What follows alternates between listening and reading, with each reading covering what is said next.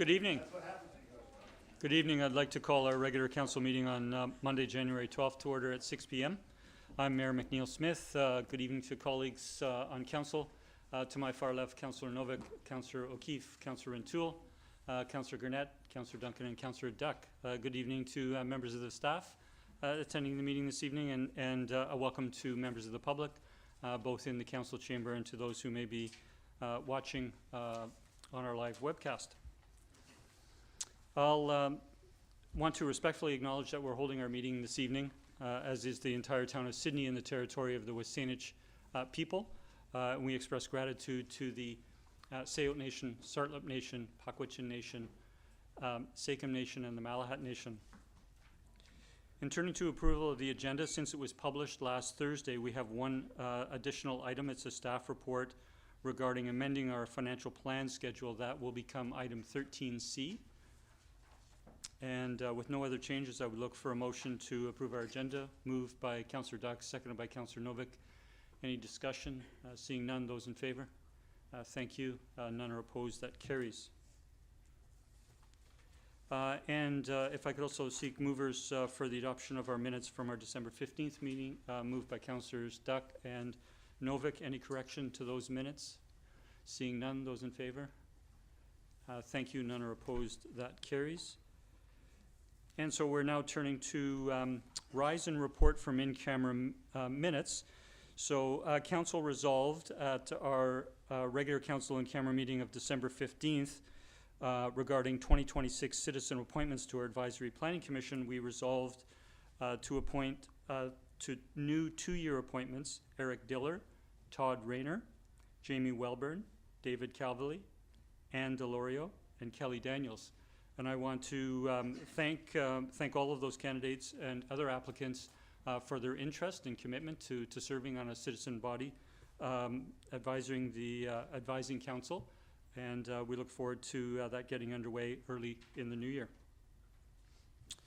We're next turning to public participation under Section 7. Our general public participation period is where members of the public have an opportunity to address council for up to 4 minutes. We'd ask that when you come forward to please provide your name, the municipality that you reside in, and the item that you are speaking to. We will, if there are many speakers this evening, which is possible, I would ask that that folks try to stay to their 4 minutes. I'll now call for a first time. Is anyone wishing to come forward to speak to council?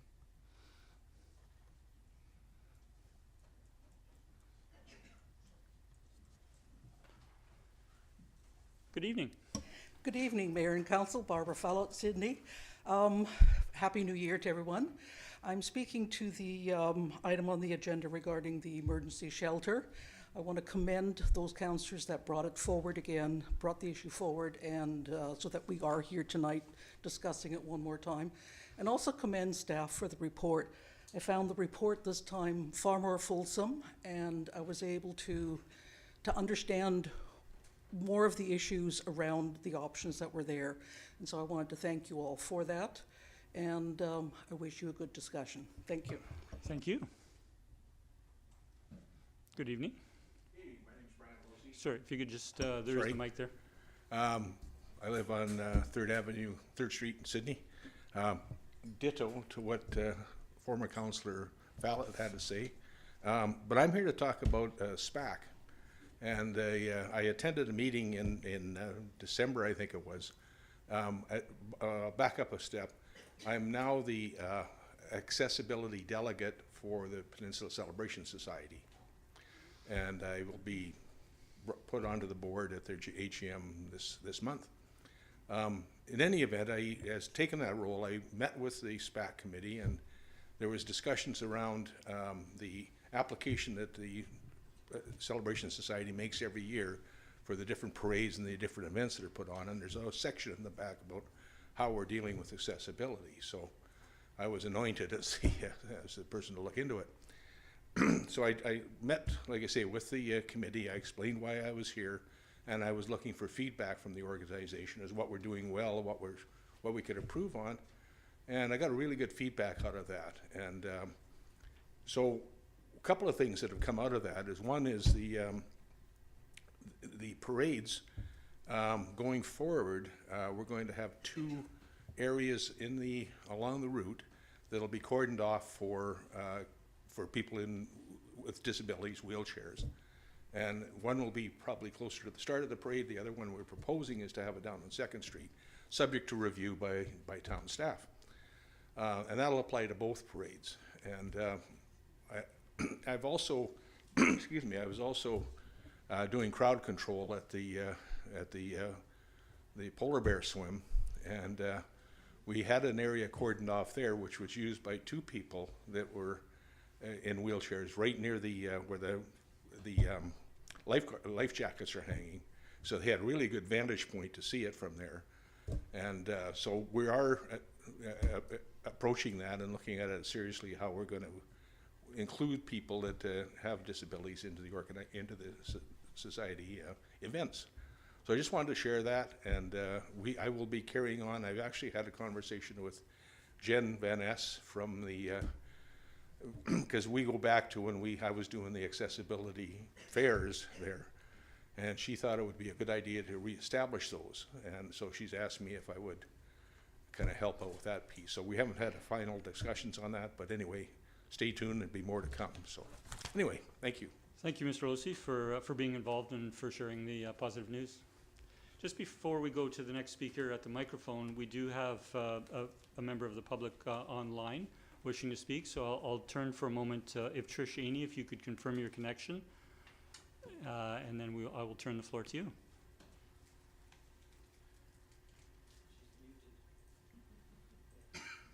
Hello, hello. Good evening. We can hear you well. Please go ahead. Good evening. Wonderful for having me. Good evening, Mayor and council members. My name is Trish Aney, A-I-N-E-Y. Thank you for having me tonight. I have been a member of our wonderful Sydney community for 47 years. My topic tonight to address is our homelessness shelter. Our extreme weather shelter has been topic since September. Tonight I'm joining you guys from Salt Spring Island, where I work as a community support worker and at a low barrier community shelter. We operate through Island Community Services. Our year-round shelter and temporary extreme weather response is primarily funded by our BC government through BC Housing. This expands resources, including community food bank, outreach, and our Housing First program. It's also supplemented by the federal government, of course, through CMHC, National Housing, Affordable Housing Fund, and Reaching Home program. Our CRD provides land through long-term leases at nominal fees, and our outstanding community through their donations, volunteers, grants, and support from local partners. When I was first hired into my current role at the shelter, I didn't know what to expect, other than that there were people in need of our support and my support. I heard a lot of backlash from the community. What a waste of our tax dollars, why are we encouraging addicts and drunks that are just gonna get things for free? It's their own fault, and on and on. But I believe that as a Sydney community, I know as a Sydney community and conscious community members, the mentality of blame the victim ignores factors like mental health, domestic violence, economic changes, and the lack of social support that very often contributes to these situations for these individuals. I know a couple in Sydney, they've got 2 young children now, both full-time workers. One just got laid off, and I live in a small motorhome as a family of 4. Our seniors that paved this incredible Sydney community 50, 60 years ago through trades, fisheries, farmers, electricians, mayors, everyone. They too are prominent community members who are falling through the crack and experiencing homelessness for the first. Where do they go? The Island Health Region that includes Sydney has seen a significant increase in homelessness deaths, and from 74 in 2022 to 114 in 2023. That's 42% people. And they died because our community forgot about them. Along with my position as shelter worker, I have the honor of our community outreach. Once a week, we open more doors and invite any and all in need, including our community food bank, free clothing shed, showers, counseling, toothbrushes, tampons, diapers, socks, Housing First programs, and some coffee. These people that we receive are families, seniors, liveaboard mariners, and anyone in need of the bare minimum of survival. Again, thank you, Council and Mayor, for your time here. I've followed Council's concern over the location of a temporary extreme weather shelter at Wakefield Manor. And I remind you, this was a first suggestion after a desperate cry and concern for our most vulnerable community members. Since that September meeting in 2025, no decision has been made for an alternative location. It is now January, and saving people's lives should really be our priority. I've researched, and Sydney Community Safety Building, Emergency Operations Center, our ECO, or EOC, it actually has on the website, says, a dedicated space for coordinated disaster response and emergency management, a place where various municipal departments and agencies gather to make coordinated decisions and ensure that community members are met during a crisis. Another option is the Mary Winspear Center with multiple rooms near washrooms and their own accesses, library multipurpose room, town hall multipurpose room or conference room. Ms. Aney, Yes. you are coming to 4 minutes. If I could ask you to wrap your comments, please. I will for sure. Thank you very much. When our community in Salt Spring activates our extreme weather response, we employ 1 or 2 extra workers for overnight 6 p.m. to 6 a.m. We put up camping mats and on the floor wherever the space is. And from my frontline experience with EWR, our most vulnerable community citizens are extremely grateful. We rarely have disturbances or behavioral issues. They dry off, they sleep, and they survive. Again, thank you so much for your time and having me tonight. I really look forward to the rest of the meeting. Be well and take care. Bye for now. Thank you, Ms. Aney, for taking the time to speak to council this evening. Thank you.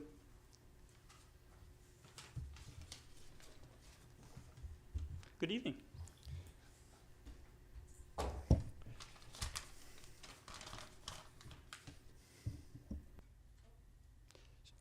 Well, press one more time.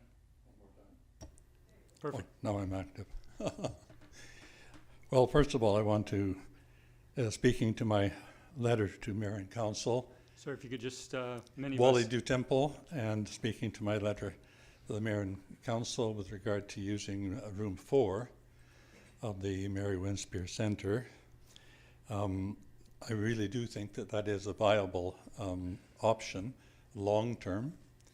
It might very well be that the option for using the Nellie Horth room is more immediate and could be done more quickly. However, I would like to thank the Mayor and Council and staff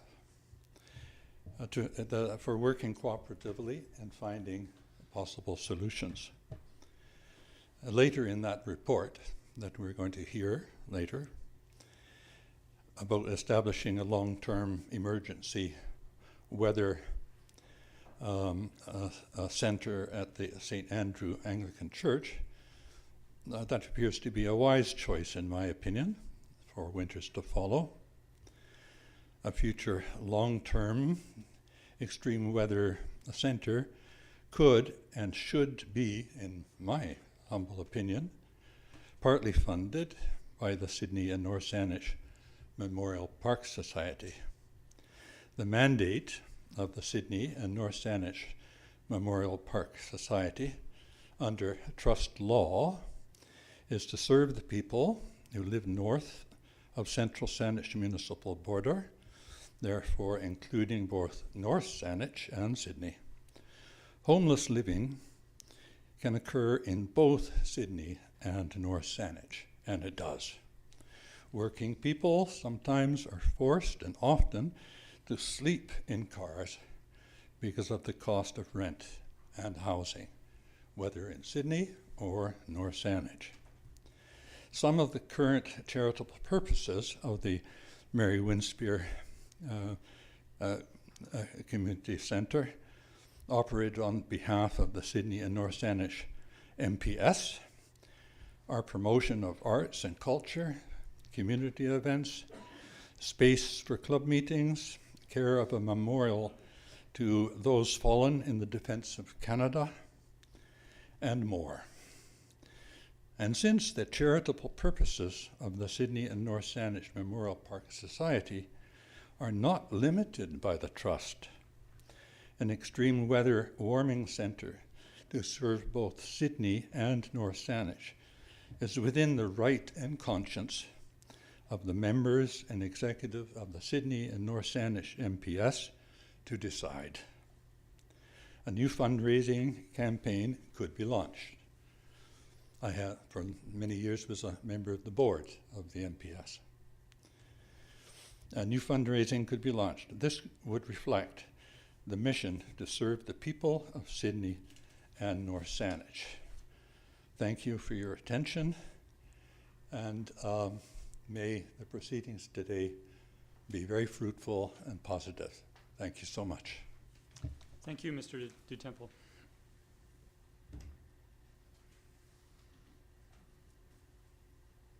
I'll call for a second time for any further speakers to come forward. Good evening. Evening. Good evening, Mayor, Council, staff, and residents. My name is Lois Ainey, spelled A-I-N-E-Y. I'm a resident of West Sydney and a member of St. Andrew's Church and a volunteer of Friends of St. Andrew Outreach to the Underhoused. And I'm speaking to items 13A, options for an extreme weather response shelter in Sydney. At the December 1st regular town council meeting, Councillor Terry O'Keefe moved, seconded by Councillor Steve Duck, that staff, 1, investigate further locations and options to establish an extreme cold weather shelter for the balance of winter 2026, such as Sydney Courthouse, Anacortes Ferry Terminal Building, Community Safety Building, local churches, and other potential locations. Number 2, consider funding options via BC Housing, Ministry of Emergency Management and Climate Readiness, or town funded. And 3, bring back a report outlining the potential options and costs to council by January 12th, 2026. And that motion was carried unanimously. I'd like to commend the staff of the town of Sydney for continuing in goodwill to work within their available capacity and seek additional expertise and partnerships to move this initiative forward, seeking solutions for the most undervalued residents of Sydney, our unhoused neighbors. Although the staff report does not bring an option for an extreme cold weather shelter for this winter, this is a step forward. In the staff report to council, mention is made of a possible location for a warming station, stating that hours of operation would not overlap with the Vancouver Island Regional Library hours, 10 a.m. to 6 p.m., should it be deemed an appropriate site. I urge council to seriously consider your staff's report and pass motion tonight to use the Nilhorth room at the Vancouver Island Regional Library and to engage public feedback as soon as possible. With the sun currently setting between 4:30 and 5 p.m., our unhoused friends are already tucked into their bedrolls by sundown, if not earlier, to conserve their body heat. Working diligently for the earliest opening of a warming station will ensure that when the need arises, that warming station would be available to those who gravely need it. Cold weather is just around the corner. Could the engagement for public feedback and the BCS board approval run concurrently to reduce the waiting time? This compassionate endeavor of warming station for coldest times of the remainder of this winter and plans for an emergency weather response shelter for 2026 winter will be teamwork at its best. perhaps this council and staff will be remembered for its compassionate treatment of all its residents. It's up to you. Thank you. Thank you for coming forward this evening.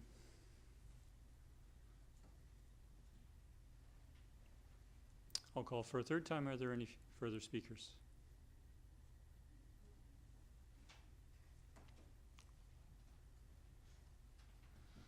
Good evening. Sorry, just a button at the bottom of the microphone, please. Oh, Thanks. I thought red was off. My name is Sarah Waddington. I wasn't planning on saying anything this evening, but I feel called to because, once again, I brought this up in the past, but there was over $500,000 of affordable housing funding that was moved into a different fund that existed in a dedicated fund. And I think that was a huge mistake to take it out of that dedicated fund. I think it should go back. I think shelter is needed desperately, but I think there's also the need for a long-term vision for housing for people who can't afford it in this town. It's not affordable for working people, and it's not, shelter is just one part of the problem. We need housing. Thank you. Thank you for coming forward.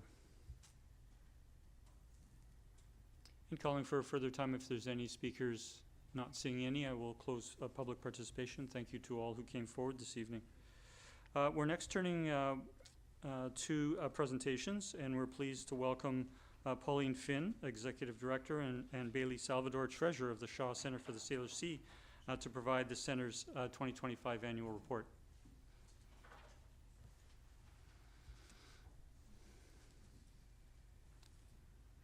Good evening, ladies.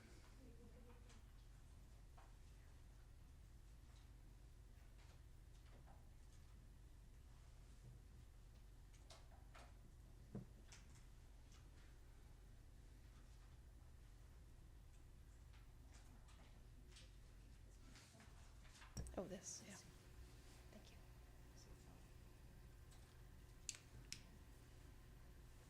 Just tell me when and I'll check it. Okay, thank you so much. Good evening, Mayor and councillors. Thank you for this opportunity to update you about our centre's performance. I also want to acknowledge that we're joined by two of our board members, Alan Lane and Heather Priest. Next slide.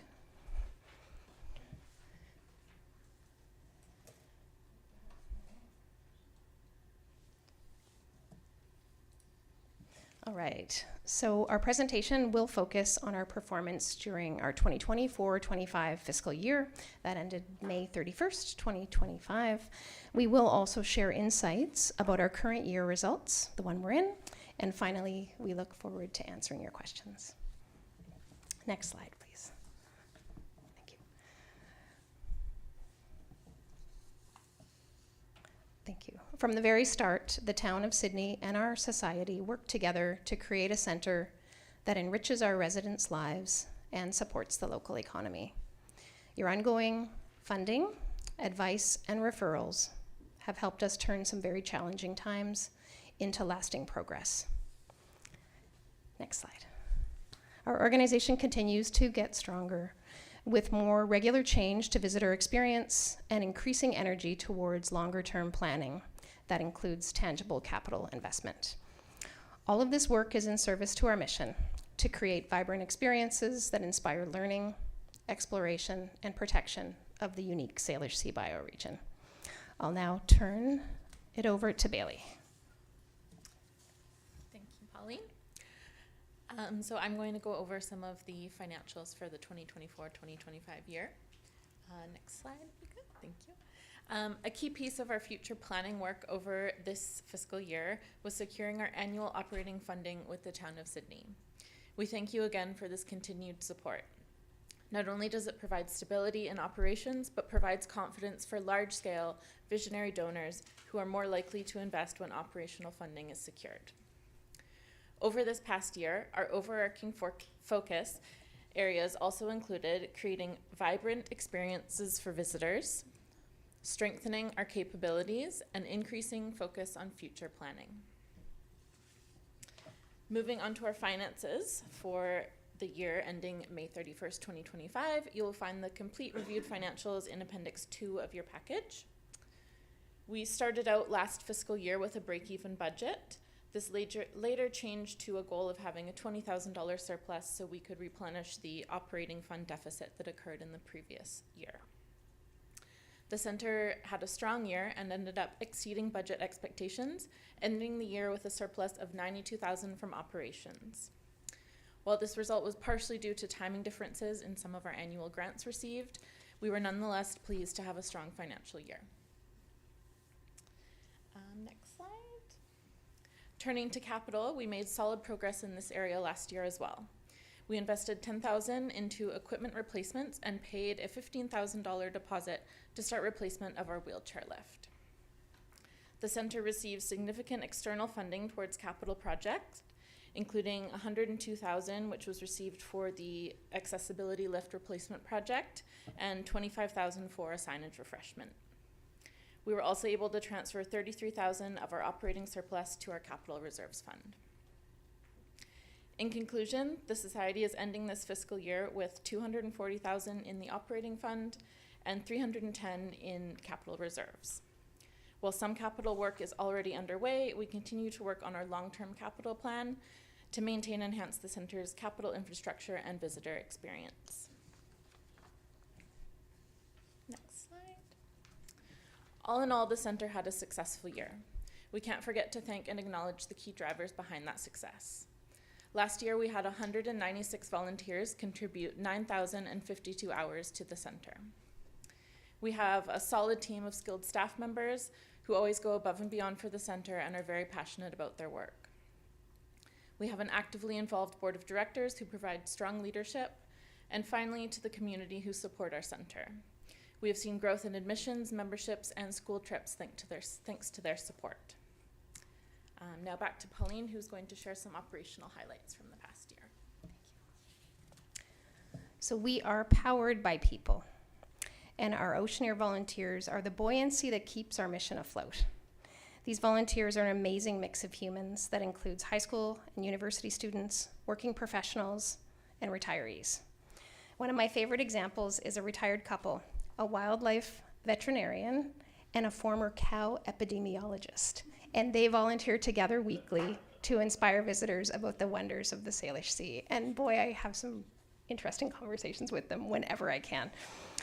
We have created a mentoring cycle that keeps our volunteer program strong and welcoming. And most of the people who join us through good old-fashioned word of mouth. So it's 42% that report that they learned about the volunteer program through word of mouth, and 15% who actually heard about it while they were visiting the center,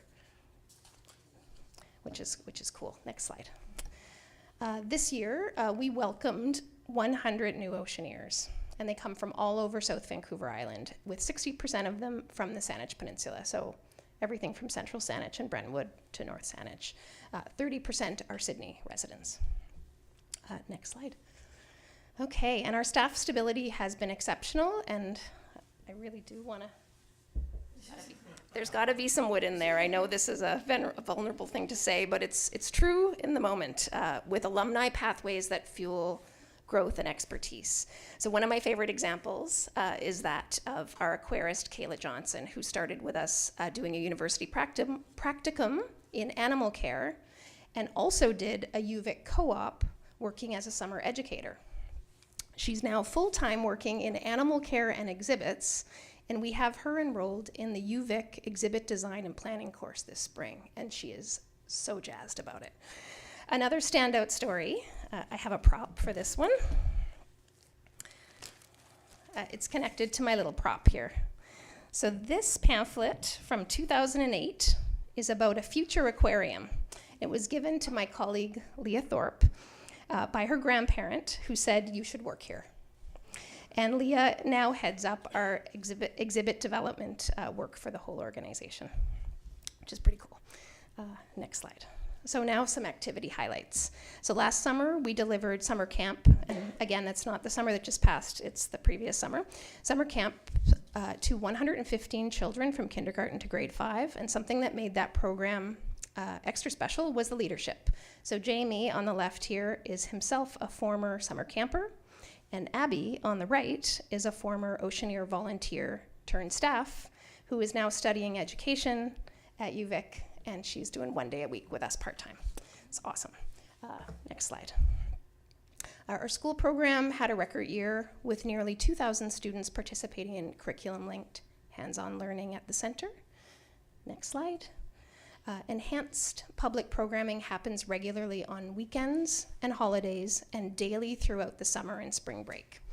And Nico, on the right here, was a summer co-op student and is a talented artist. She redesigned all the artwork in the activity that she's shown here doing, Build an Ocean program. And yeah, everything there, it's all beautiful and new and looks so current thanks to Nico's talents. Her story demonstrates how we harness team members' unique talents to benefit both the center and their professional growth. Next slide. And as I have said before, and I will say again, we take the care of our over 3,000 animal ambassadors very seriously, while also actively contributing to conservation and science. And these photos showcase some of that work. Awesome. Also this year, we opened Wild Allies, Native Plants and Pollinators. It's our 4th feature exhibition in the gallery space we renovated during COVID. This exhibition reflects our commitment to telling Salish sea stories, some of which reach beyond the ocean to the land. A highlight is the demonstration pollinator garden in Beacon Park, which we're grateful to have had the permission to do that, and it's going super well. The project also features original artwork by SÍĩa EM, a local artist and member of the WSÁNEĆ Nation.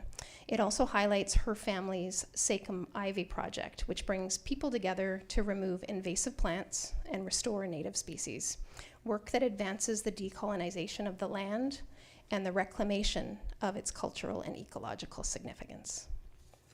Next slide. And back to Bailey.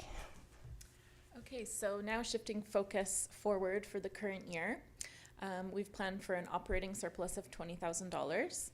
This plan was created with a sense of the economic challenges in mind, and we continue working hard on fundraising for both operations and our capital needs. At mid-year, net income is $23,000 versus the $45,000 we had planned at this point in the year. This is due to higher expenses and lower contributed revenue. We are adjusting expenses and launching new fundraising campaigns for the second half of the year to stay on track. Our total planned capital investment for this year is $163,000. Our biggest project underway being the failed accessibility lift that we are currently replacing. And that was funded by a federal accessibility fund grant that we secured thanks to a referral from town officials, so thank you.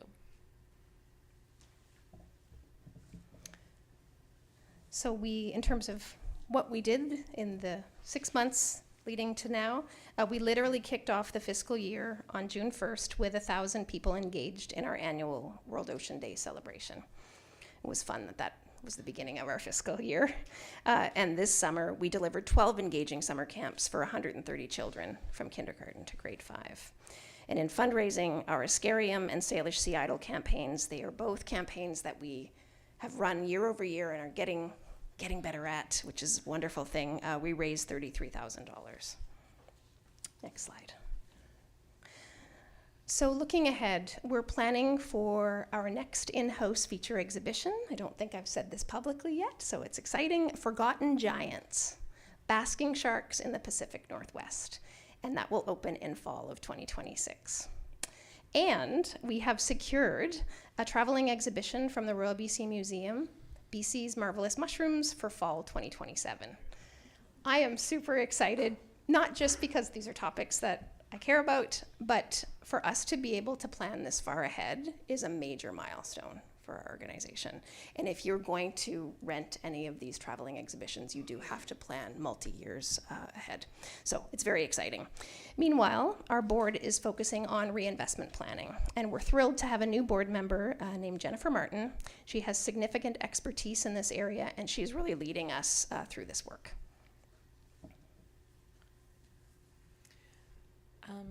Next slide. So in conclusion, we want to thank you again for your partnership. It has been instrumental in our success. Looking ahead, we're confident in our ability to continue building on this progress and create lasting value for both the center and our community. That brings our presentation to an end, so we'll open up to any questions or comments you might have.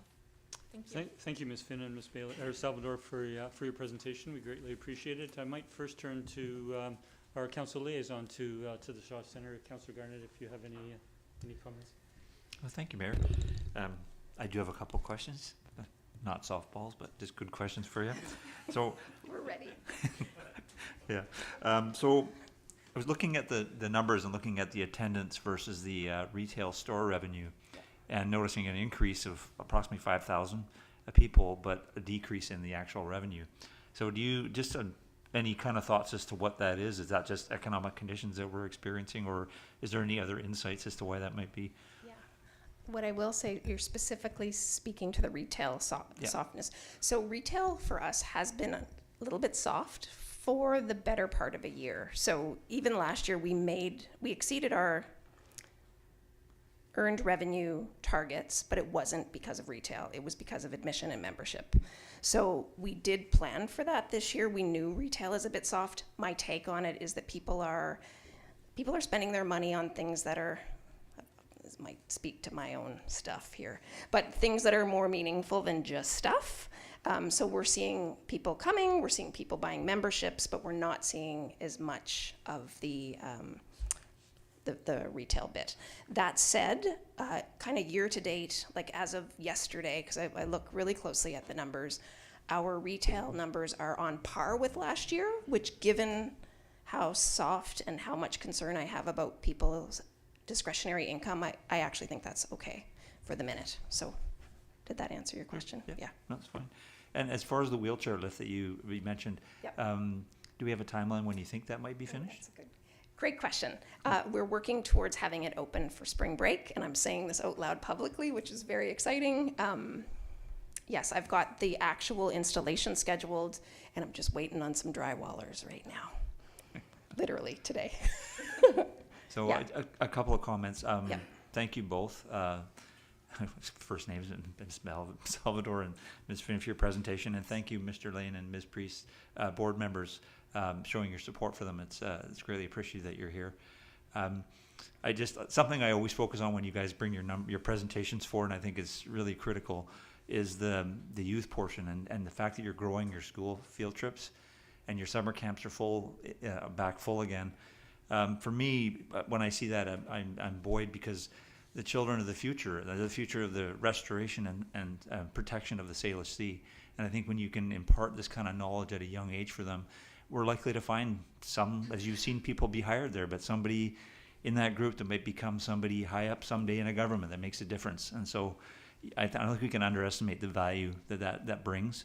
And just for the rest of the council, I think what speaks to the strength of your organization and is the fact that when you put out requests for board members, I think you had 11 or 12 applications this past year. 15 applications.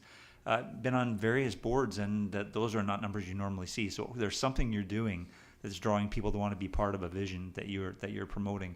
And so congratulations to you. It was a fabulous year for you, and I wish you nothing but continued success. Thank you, Mayor. Thank you, Councillor. Thank you. I'll turn to Councillor O'Keefe, please. Thank you, Mayor. Thank you for the presentation. Just a couple comments to start. I've been really impressed, like over the last few years, about how much the organization has done to do so much more community engagement and form relationships with the schools, the summer camps, First Nations, other community partners. So I think that's a great benefit. Also, the volunteer opportunities you offer just to seniors or for post-secondary students who are looking to further their career in the field. So that's great. And I also like the fact that you're now being able to tap into these other sort of exhibits to bring in, so to entice people to come back again to see something new. So good job on those things. Another thing that kind of stands out for me is, and you mentioned this, economic challenges, current environment, expenses going up, donations may be declining, And when I look at the financial statements, I was reminded when I was looking at it that it seems about a third of your revenue to kind of stay even comes from the town and from donations. So roughly 1.6 million, I think, in operating expenses, and then 1.1 in revenue. So the rest is from the town and from donations. And so I appreciate your comments that you made about trying to lower expenses and increase donations. But it's a significant amount to come up with. So I'm wondering, you know, if those measures don't pay off in terms of getting those donations, are there sort of fallback plans or things that you might be looking to, you know, to cover that off, to be able to keep moving? So I will say the fallback plans at this point are related to expense reduction, which ultimately could turn to turning down some programming. But at this point, we feel like what we're seeing we can manage within we feel like we can manage what we have right now, but but we're also pretty nimble. And I think we have proved that we can change gears when we have to. And we are always very cautious, and this year maybe even a little bit more so, in terms of we save our bigger ticket items for the last half of the year, because the summer is a really big deal for us, and so is March. So it's the same sort of business cycle as I experienced when I worked at the Science Center in Vancouver, where July, August, and March are so critical that you kind of have to get through those months in terms of earned revenue to really know how you're doing in a year. So we try to schedule bigger expenses around those, so we know how we're doing. Great, okay. And just one more thing I was wondering about is whether, I can't remember if you track where people are from. And so, you know, we heard this past year from some organizations and tourism sector that a lot of Canadians are choosing to stay in Canada and coming out this way. And so whether you saw any significant trends one way or the other in terms of where people were coming from. Yeah, so I will answer that anecdotally, because we don't have a great tracking in terms of where people are coming from. We were literally talking about it today and going to reach out to the Sydney BIA, because we know they do lots of good metrics collection.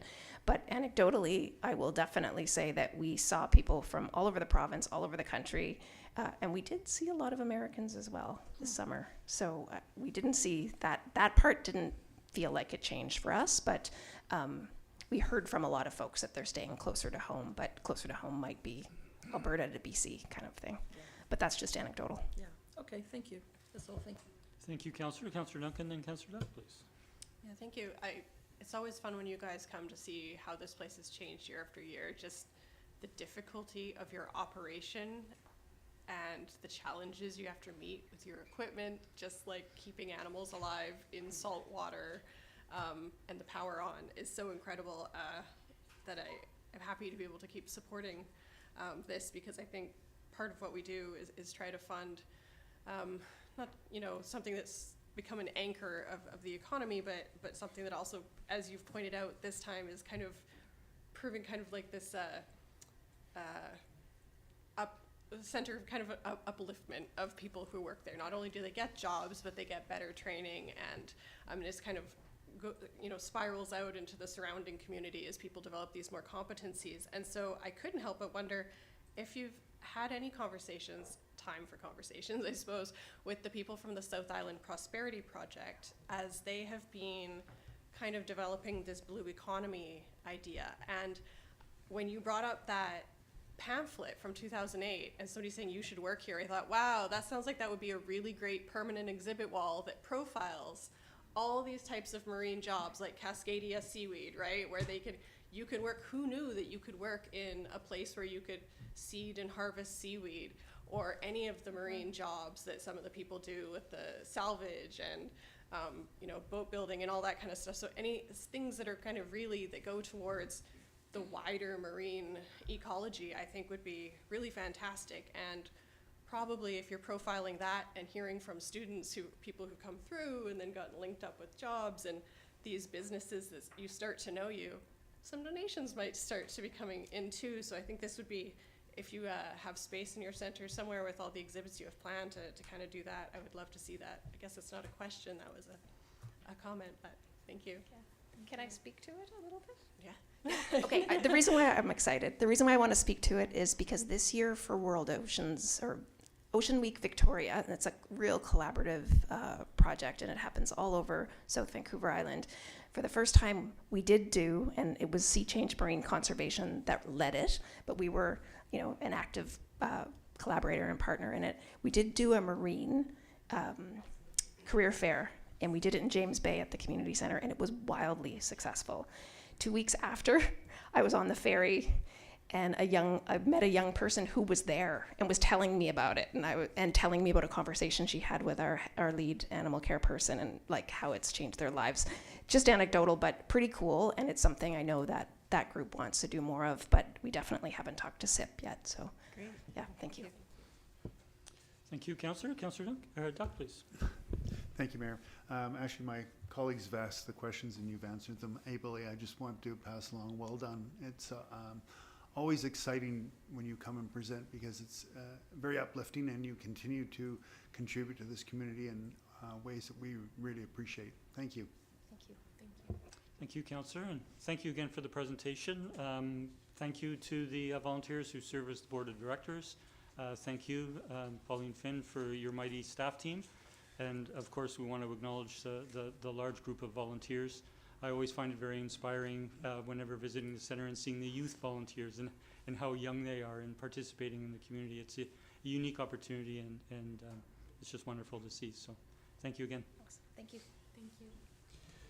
Council, we have 8 more items, many of them relatively short between until we get to the warming center shelter item.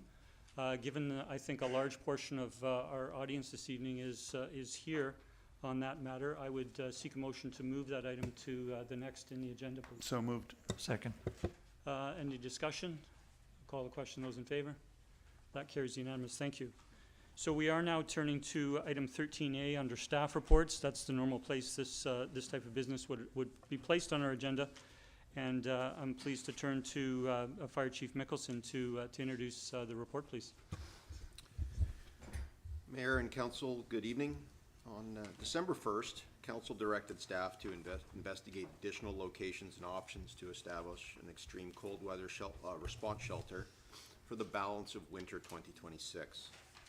This report provides background on our site identification and selection process, both past and present, and provides one option for a warming center.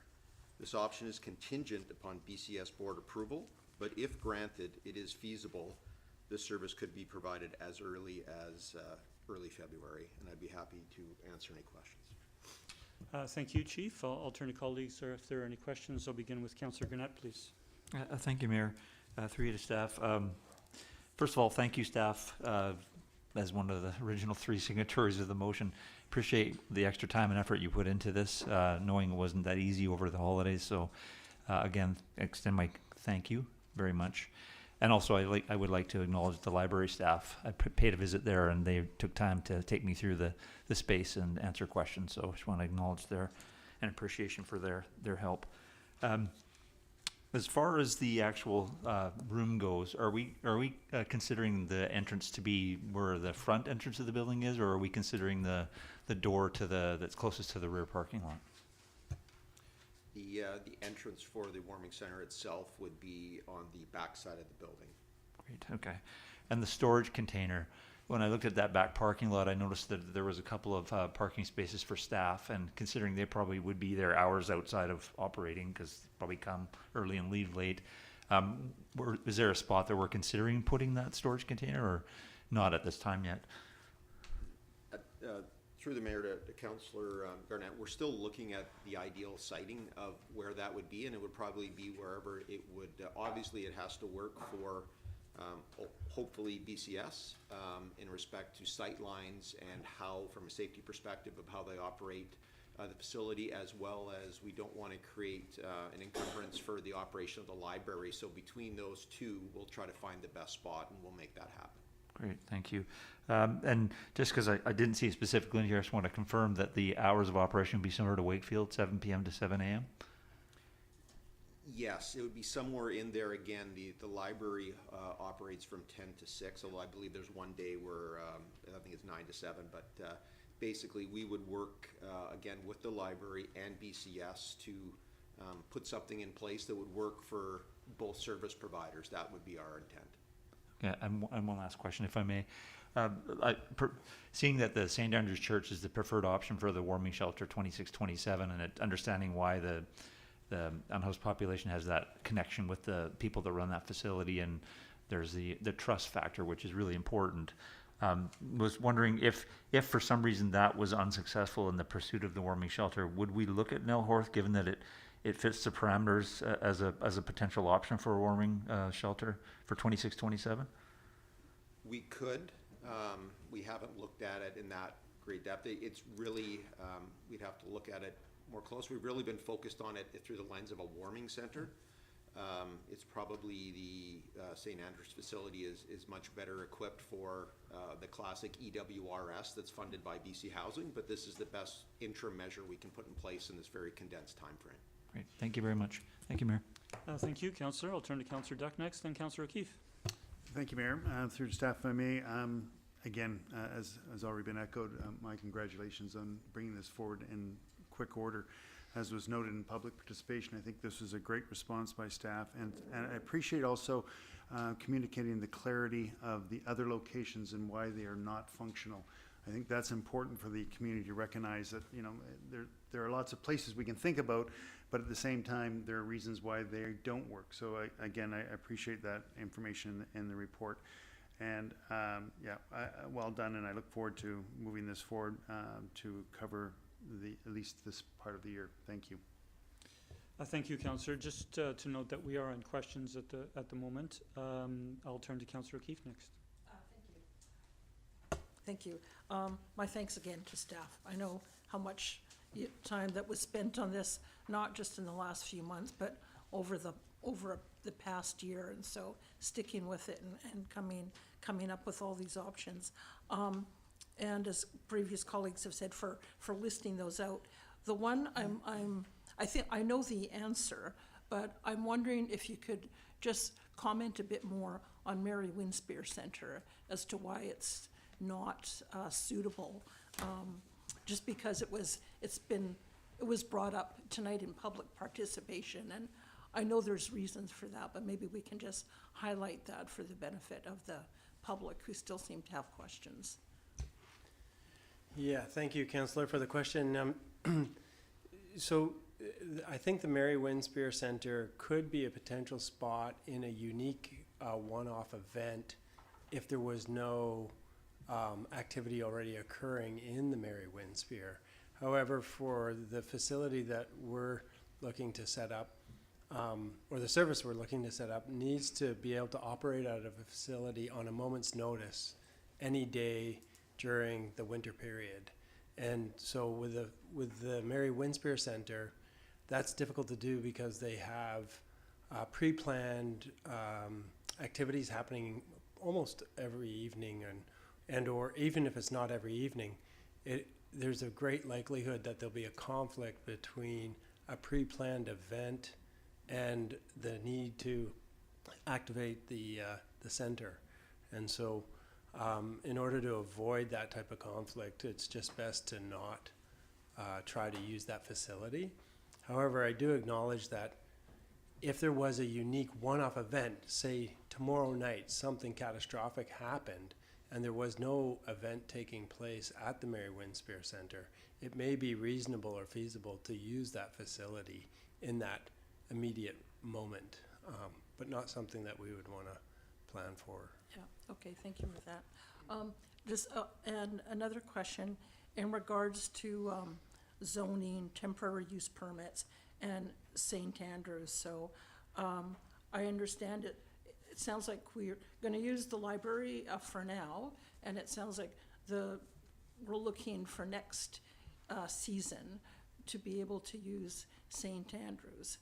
And so I'm wondering what that looks like in terms of what do we have to do to make that permitted in terms of, so would we, I understand it's institutional one, is it?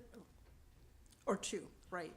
And so would we change the OCP to allow temporary use permits in a broader number of zones besides commercial and industrial? Or would we need to change the actual zoning for St. Andrews?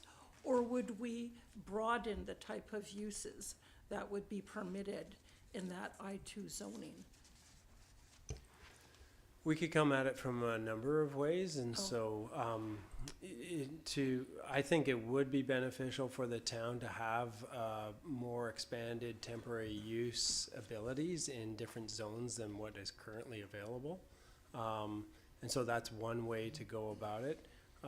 Or we can do a targeted amendment to the land use zoning bylaw to allow for this use on this particular property or for this zone if it's entirety. So there's multiple ways which we could approach it. Regardless, I still will be talking with staff about the idea of bringing an amendment to the OCP and the land use bylaw to allow for TUPs in a more expanded capacity. The fastest route for St. Andrews is to do a targeted rezoning just for that property, because we don't have to amend the OCP because it's already contemplated as a potential use within the industrial zones. And so the TUP pathway would require an OCP amendment as well as the bylaw, the land use bylaw amendment, whereas the targeted property zoning amendment is just that. Okay, and so my assumption is over the summer, once we make whatever decision we're gonna make tonight, that prior to the next winter season and prior to the September deadline for BC housing for shelters, that staff would be bringing back something to us to, after you figure out what the best route is to go, or do we need to provide additional direction for that to happen? Tonight, we're only contemplating the recommendations that are in the report, and we need to get through this first immediate response and immediate approach before we would spend further time and getting into more detailed planning for the longer term solution. But the initial thinking is that we would want to have the zoning in place and solidified, and an application basically ready by the end of the summer. So we would be coming back to council well before the summer with what that plan and approach would look like, because we need to allow for sufficient time for the appropriate public engagement and amendments to take place. Right, okay, good. And just one more, if I may, just on communications, and I sent a question to you this afternoon in terms of communicating word to people in the community, the in-house, that this would be open. And I gather there's not necessarily any kind of app or something, but I'm wondering if there's other ways that we might be able to send alerts out or text alerts to let our sort of core group of people know that it's open. And I know that that our staff and the RCMP, through the assistance to shelter, go out and try and find folks to notify them, but sometimes it's hard to know where everybody is. And so just wondering if there's other means that we might be able to get the word out, if it's something we would put on our website, or any staff had any other thoughts on that.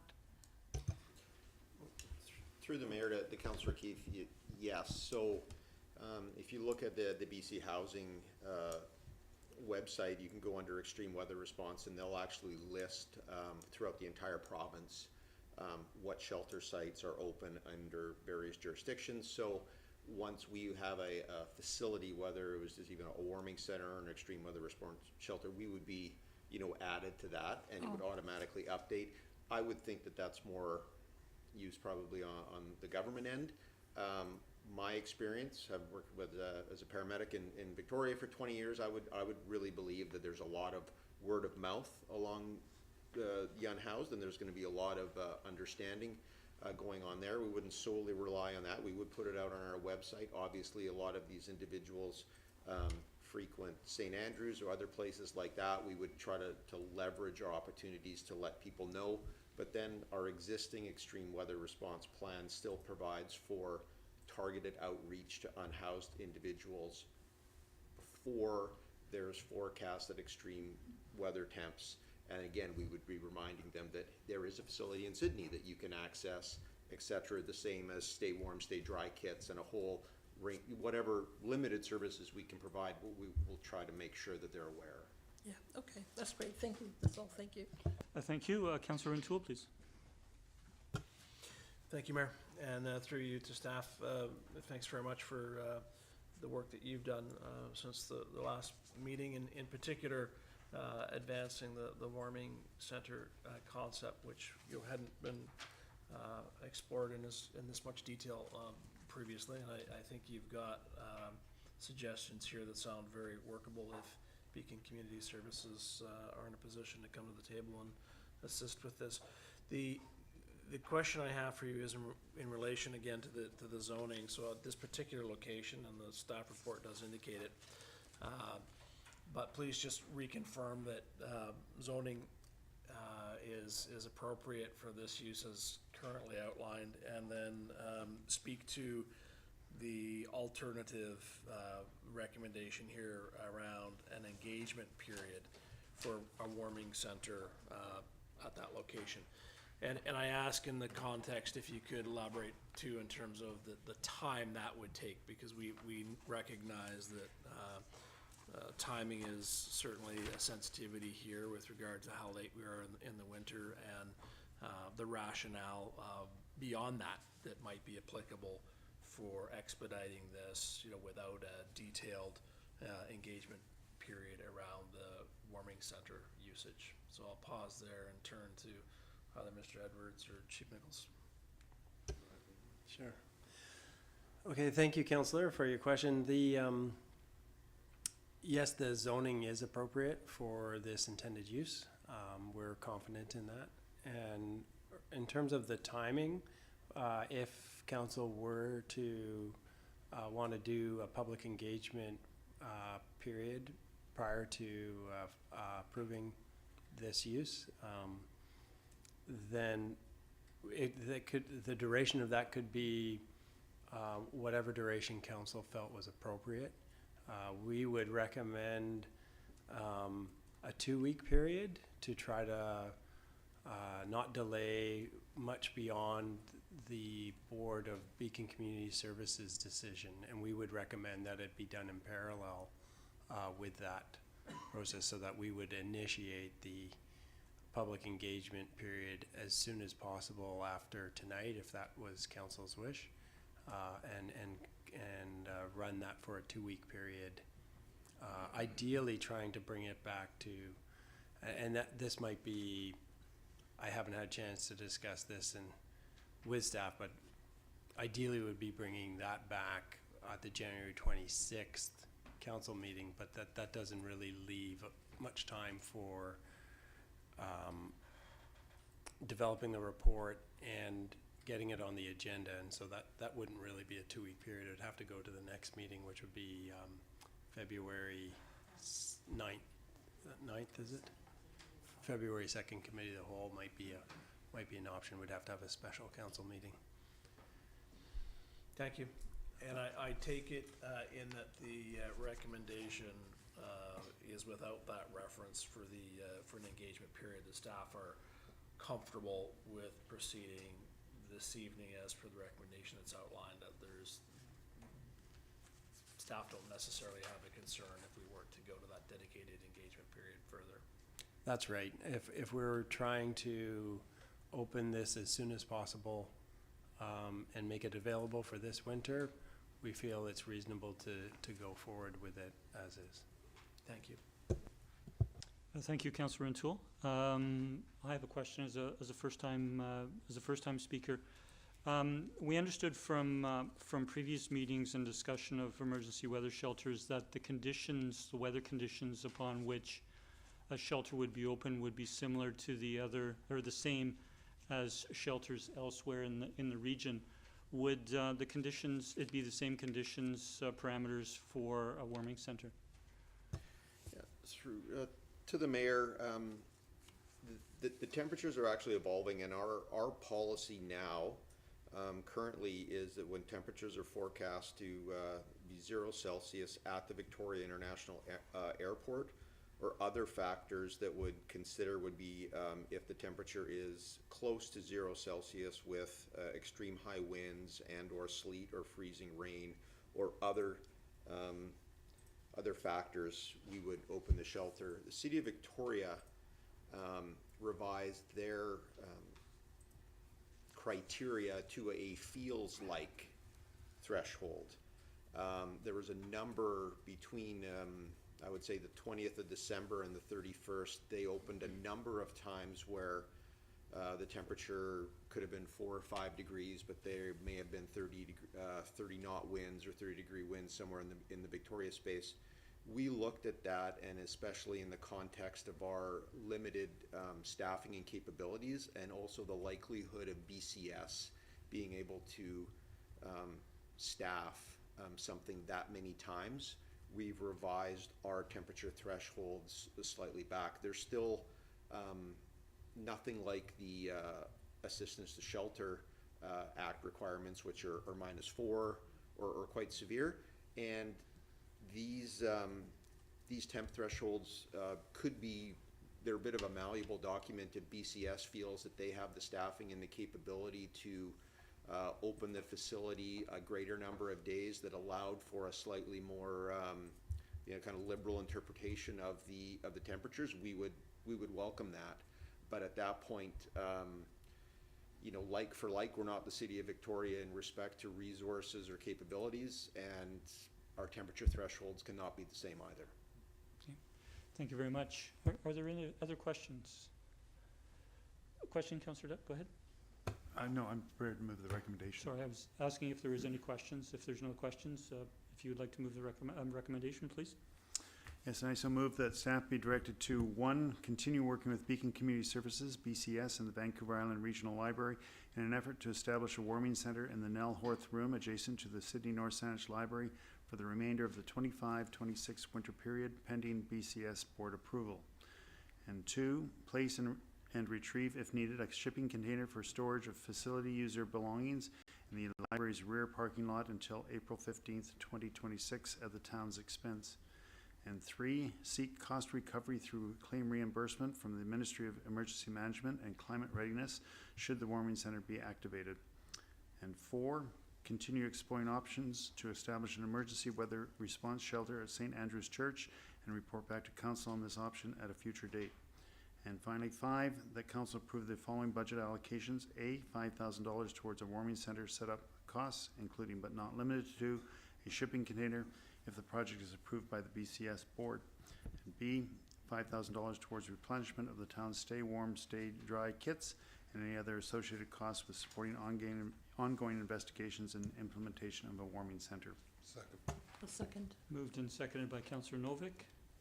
I'll turn to the movers. Yeah, again, thank you, staff, for bringing this forward in an expedited method. I think what's important for the community to recognize is this is a warming center that will be activated, as Chief Mickelson has indicated, at certain temperature thresholds. And as Councillor Garnett informed me today, those are coming soon, and we need to get this going certainly for this year. It is only nights. It's not like this is going to be a center where people are going to hang out during the day, because those people will go to other locations such as our friends at St. Andrews, who will help house them during the day and feed them.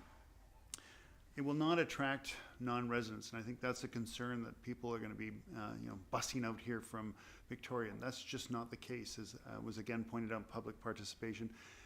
These people are sheltering they're conserving body heat. They're not about to get out of on a bus and travel somewhere to another warming center, and that's part of the need for it to happen here in Sydney, is because we need to take care of our residents here. They want to stay here. They feel safe here. And I think it's important that we move ahead with this, and we have cold weather coming. I'm again thanking staff for expediting this forward, and look forward to moving on with it. Thank you, Mayor. Thank you, Councillor Duck. Councillor Novick, please. Thank you, Mayor. First of all, I'd like to thank staff for the tremendous amount of work that they've put in to make this happen. I know it's been very difficult, it's been controversial, and it's been challenging to say the least. But I think this is a fair solution. Whether or not this becomes a long-term solution remains to be seen. It's my understanding that this Neil Horth room is actually not part of the library. It's actually managed on a regular basis by the Shoal Centre and Beacon Community Services. So it doesn't really impact the library, except for the question of access to washrooms, which I think there's a way to manage that. So, whether this becomes a long-term option or not remains to be seen, but I think this is a really good short-term option, and I really appreciate the effort that staff took to make this happen. And I'm anxious to see what the next steps are, and whether or not we can make things work with St. Andrews. I know that they're keen on this. But for now, I think this does the trick. So thanks to everybody for all the effort. Thanks. Thank you, Councillor. Councillor O'Keefe, please. Thank you. Once again, thanks to staff for this. I think this is a good short-term solution for this year. I look forward to seeing what we could do at the church maybe for next season. I'd also like to thank the members of St. Andrew's community who have, this is, I think, 3 years that they have been unwavering in their support for this and pushing us to do something, and also educating us on the issue and about the people who this is going to serve. And I think, perhaps there have been assumptions that many of us had in the past, and you've helped to educate us on some of those things and the great needs. So thank you for your continued unwavering support and lobbying for this. And so I will support the motion. Thank you. Thank you, Councillor. I'll turn to Councillor Garnett next. Thank you, Mayor. I think one thing that might be, some people in the community might be troubled by the lack of public engagement in this particular motion. I'll speak to that. I think we heard loud and clear leading up to the public hearing, at the public hearing, and subsequent to the public hearing that the community wants something to happen. That was a message that resounded rather loudly. So I'm not too concerned with that. And I think as a look at the long-term forecast, and time is of the essence in a decision like this. We don't know what the weather is going to be like, but chances are that we're getting into our cold season. We've been quite fortunate this year. The last 2 years we had very bitterly cold sections, and we've already had those, and hopefully that won't occur again. But I think we need to be prepared for that eventuality. And also, I think as a side point to the engagement part, we're talking about 2 weeks, and with that goes beyond when the Beacon Community Services Board meets. And I think it's important for that organization to know that we're behind this decision prior to them meeting. I think that will help with their decision making, and I hope they're amenable to this. But I think it's important for them to know that we're supportive of it, rather than waiting for public engagement to play out the process and not know heading into their decision where we may or may not stand. So that's kind of the angle I'm looking at. I think as somebody who signed the original motion, this is an important thing to move forward with. And as Councillor O'Keefe said, I do appreciate the efforts that you've made in keeping this in the public light. You, more than anybody else, knows the need. You deal with it almost on a daily basis, I imagine. So appreciate the effort and work you've done. And to staff, thank you again very much for allowing us to go down this route and all the work you put in before and having to continue to do to get to this point. And I think you laid out a really good plan here, and I think it's a good approach. Thank you, Mayor. Thank you, Councillor Gurnett. I'll turn next to Councillor Rintoul, please. Thank you, Mayor. And I'll just agree with Councillor Gurnett's comments around the engagement piece and wanted to comment a little further. If this were a shelter we were looking to establish with immediacy this evening, I would feel differently on the consultation and engagement piece. This is a warming center, and I don't recollect prolonged periods of engagement when we initiate cooling centers, for example. And so I'm quite comfortable recognizing that this is a warming center to be used, very selectively to assist people, through the night. And so I'm comfortable seeing the council and myself move forward with supporting this as has been moved. Thank you.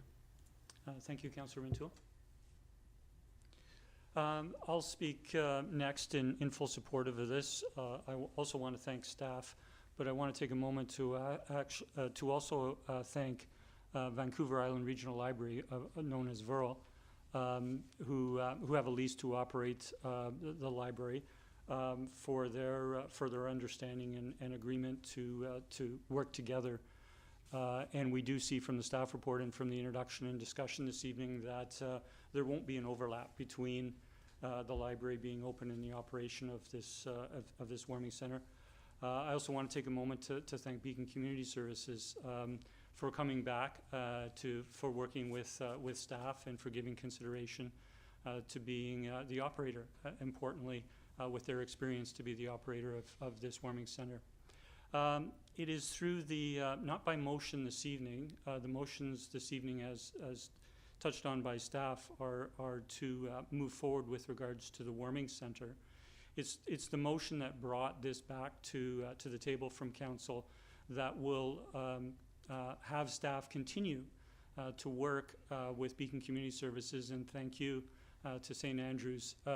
Staff will continue to work with St. Andrews and Beacon Community Services for emergency weather response shelter for the 26-27 season. So my thank you to those parties for that continuing work that we understand will come back in a staff report towards the end of the summer to meet the application deadline of BC Housing in September. I'll leave my remarks there, and seeing no further speakers, I'll turn to call the question. Those in favor? That carries unanimous. Thank you very much. We'll just pause for a moment if members of the gallery would wish to leave at this time.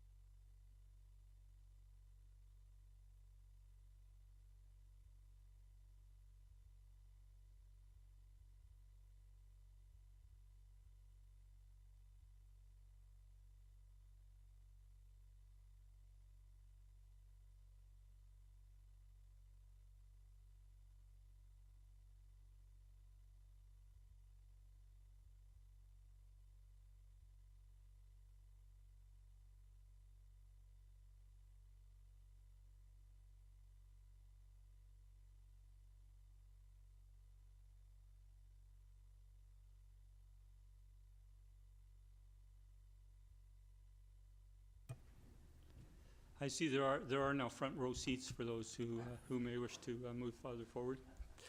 We'll continue with our meeting now. We're turning to the next section on our regular agenda of number 8 bylaws, and we do have 4 bylaws under 8A, B, C, D coming back to council. These have been discussed at previous meetings. Council has given readings to these bylaws and had discussion, and all 4 bylaws are looking for consideration of adoption. I would turn to Councillor Duck to take us through this, please. Yes, I'll start with item number A. Recommend bylaw number 2292 that the bylaw be adopted. Second. Any discussion? Seeing none, those in favor? That carries unanimous. Bylaw number 2304, that the bylaw be adopted. Amendment number 9, sorry. Second. Any discussion? Those in favor? Thank you. That carries unanimous. Bylaw number 2305, animal license and control. Amendment number 4, that the bylaw be adopted. Second. Thank you. Discussion? Seeing none. Those in favor? Carries unanimous. And finally, bylaw number 2306, service connection fees. Amendment number 2, the bylaw be adopted. Second. Have the same movers and seconder. Discussion? Seeing none. Those in favor? That carries unanimous. Thank you. We're turning next to Section 9, Development Permits and Development Variance Permits. Under Item 9A, we have Development Variance Permit Application Number DV 100382 at 2244 Harbor Road to permit overhead hydro and telecommunications connections instead of the required underground connections. This has been presented and discussed at previous meetings. We did, at previous meeting, request notice go to neighboring properties. We have received 1 written submission from the public and 5 written submissions provided by the applicant. I would turn to, and we do have a consideration to give to approval or denial. Councillor Duck? Yes, I'd like to move the acceptance of the, or to approve the development variance application number DV 100382 to permit overhead hydro and telecommunication connections. Second. We haven't moved and seconded. Discussion. Turn to the movers. Nothing to add. Any discussion? Seeing none, I'll call the question. Those in favor? Opposed? Councillor Duncan and Councillor Garnett are opposed. The motion carries. We're turning to item 9B, a development variance permit application number DV 100385 at 9650 3rd Street to permit reduction of the minimum front yard setback to allow for a new 2-family dwelling. Again, this has come to previous meetings. We gave direction for notice to neighboring properties. We have 1 written submission, and I'll look to council to make a recommendation. Councillor Novak. Thank you, Mayor. I'll move that development variance permit application number DV 100385 for 9650 3rd Street to permit reduction of the minimum front yard setback to allow for a new 2-family dwelling be approved. Second. Moved and seconded. I'll turn to the movers. Again, Mayor, as you've mentioned, this has been discussed, and I think we're quite happy with moving ahead with this. Nothing to add. Any other discussion? Seeing none, I'll call the question. Those in favor? Opposed? Councillor Garnett is opposed. The motion carries. We're next turning to the Mayor's report. The only item this evening is the CRD Board highlights from the December 10th, 2025 Board meeting. I don't have anything to re-highlight, as it were, pertaining directly to Sydney and our community. So I will, this is for information. There's no recommendation. I'll turn to colleagues if there are any questions or comments. Councillor Novak, please. Thank you, Mayor. Just looking at the Capital Region Housing Corporation 2026 financial plan, do you have any perhaps insider knowledge of whether or not the Regional Housing Trust Fund has been reestablished, or is that gone forever? I would have to confirm through CRD staff. It's my understanding that it has been stood down, but I can have that confirmed and communicate offline. Thank you, Mayor. Thank you for the question. Okay, seeing no other discussion, we're next turning to committee reports, and under item 12A, we have the Saanich Peninsula Accessibility Advisory Committee minutes from the November 27th, 2025 meeting. We're receiving those on our agenda this evening. I will turn to our liaison to take us through the recommendation, please. Sure. First, I'll just make a couple comments. This was the last meeting for several long-standing members of the committee, which were David Willows, Charlene Froome, Vanessa Pettinger, and Tracy Poole. David and Charlene were actually founding members of the committee and very active and on the committee and in bringing forward a lot of recommendations and educating us all on issues of concern to persons with disabilities. So we offer our thanks and appreciation for the time they've served on the committee. And I'll I'll move straight to the recommendation, then I'll provide the sort of background on that. Please, if you could read that in. Sure. That the town ensure that accessibility is consistently considered when implementing security measures that involved blocking of streets, and further that the municipality increase the number of designated accessible viewing areas for events such as parades, and consider expanding these areas to better accommodate individuals using mobility devices. Second. We have it moved and seconded. Councillor O'Keefe? So this came up as Mr. Losey mentioned during public participation. He attended the last SPAC meeting as a representative of Peninsula Celebrations, and a result of that, some of the issues came forward as outlined in the recommendation. One of in terms of the considering accessibility when blocking off streets, the issue that was identified there was that when the streets were blocked off, they were blocked off in such a way so that a person in a wheelchair mobility scooter couldn't access the curb drop down. So because the barricade was outside of that, so they couldn't get up onto the sidewalk, or they couldn't get down. So that's kind of what that was about, in case staff were wondering. And then the issue of the additional viewing locations. They're very appreciative that we have these locations, but they are being very well used now. And also, persons with disabilities are often going to these events with their families, so there's a few of them. So their request is that we maybe have more of the viewing areas and more spaces. And another thing, it's not in the recommendation, but another thing to think about was having access to parking for them in close proximity to where those viewing areas were. So as we heard from Mr. Losey, it sounds like Peninsula Celebrations is supportive of those sorts of changes. And I think, yeah, that's all. Thank you. I'll turn to the seconder. Nothing to add. Councillor Duncan, please. Thank you. I had a question, I guess, through to staff, if I may. It's kind of vaguely worded. I imagine so that all the staff that could take it back would be able to see it and implement it. And we usually have somebody from staff who goes to these meetings. So can staff, I guess, give a little comment on how actionable this is, that there's ideas that actually come to mind on how they will ensure that this is operationalized and what our staff currently do?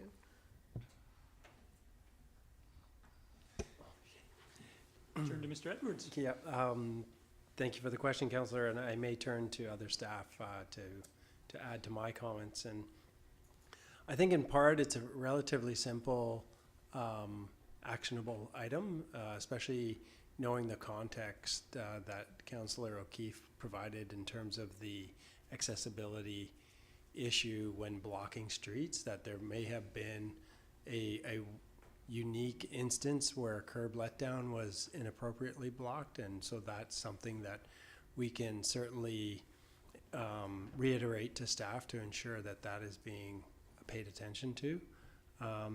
And with regard to the accessible viewing areas, it's good to hear from Peninsula Celebration Society that this is something that they're considering and willing to work with. And so that's something that we would bring up with our regular meetings with them about the feasibility and opportunities for that. Again, it was good to hear context about the extensive use of these areas, because I know that we already do provide these blocked off areas, and so that was my very first question when reading this recommendation was, well, I would want to know what the need actually is, because I know that the service is already provided. So I don't think it's difficult to necessarily accommodate, but I do find that it's beneficial to have that additional context and for these types of recommendations. And I would turn to staff to see if they wanted to add anything further. Thank you, Mr. Mr. Newcomb. Edwards. Just a quick comment that if council recalls, staff put together a checklist recently that we work through with event organizers. So my understanding is that this will be added to that checklist, and we'd work with any organizer to make sure it's considered when they put an event together. Thank you. Thank you, Councillor. Councillor Garnett. Yeah, thank you, Mayor. Through you to Councillor O'Keefe. And the only reason I asked this is because I was looking for some kind of clarification, reading the recommendation from the actual minutes as opposed to what's on our agenda. And I wasn't clear what consistently considered meant, given that it was in the context of 3 other municipalities. So if you could just elaborate more on that, maybe. In terms of what consistently considered means? Yeah, like, are we just referring to like across Sydney, or was this initially something that you wanted all 3 municipalities to be consistent with? So I guess it came up first as an issue with Sydney, and then the discussion revolved around, well, the motion shouldn't just be towards Sydney, it's something that all municipalities should consider. And so that's kind of how the wording evolved, so that it would be applicable to all municipalities in, approving events and that sort of thing. Thank you. Thank you, Mayor. Thank you, Councillor. Councillor Novick. Thank you, Mayor. And through you to Councillor O'Keefe, I think this is commendable. But my question is, was there any consideration or discussion about whether or not the designated viewing areas for special events be raised or simply at ground level? And I say that because many people with disabilities are either in reclining chairs or in chairs that may not be completely vertical and might have difficulty seeing things when they're at street level. Thanks for the question. It never came up, but it's a good point. And during discussion, one of the things I recall is that in terms of when you get to those areas, if you've gotten there later and you're a person in a wheelchair mobility device, you kind of have to be further back, and so then it's harder for them to see, of course, if they're seated. So maybe that's something to consider in terms of raised area. I don't know, but then there's the issue of how do you get people in mobility scooters and things onto a raised platform. So yeah, so I think that's kind of how it kind of evolved to, well, maybe there could just be more areas along the route, along that location, so people could see. Thank you. That's it for me. Thank you, Councillor. Seeing no further discussion, I'll call the question. Those in favor? That carries unanimous. Thank you. We're next turning to the second staff report, item 13B, which is public feedback, expanded proposal for an off-leash dog enclosure in either Iroquois Park or Tallista Park. I'll turn to our Director of Engineering, Mr. Murphy, for an introduction, please. Good evening, Mayor and Council. Returning to the discussion on the potential dog park in either Iroquois Park or Tallista Park. So we've had 2 public engagement periods on the proposal for a new dog park. The first was focused on Iroquois Park, and that feedback was more relatively in favor as opposed to a dog park in Iroquois. At the November council meeting, council asked us to look at both Iroquois and Tallista as potential locations for the new dog park. So a second period of public engagement was held, and again received a good number of responses. The responses are complicated, and a variety of opinions being expressed, but overall there's a fair amount of opposition to the Tallista Park proposal, mostly coming from concerns about it being a showpiece park, the waterfront park, and disrupting the use there. I would want to add in, there were some concerns about the appearance of a muddy dog park, and so we've never had the intention that it would be a grass dog park. We recognize that's a huge risk. I drive past two of the dog parks in the central Saanich, and one's quite flooded right now. So we recognize the risk of that. We intend, if we go ahead with the dog park, to put a different type of covering material, more of a sand is what's recommended. And so the issue of a mud pit doesn't quite apply. Not sure how that would shift the tally of in favor or opposed for Tallista, but overall the engagement is moderately in favor of a dog park, and there's less opposition to Iroquois than we saw for Tallista. So bringing the discussion back to council, the recommendation is to move forward focusing on Iroquois Park, but still to bring it into the budget discussions. So tonight does not have to be a final decision by any means. The dog park proposal can and should be part of the budget discussions.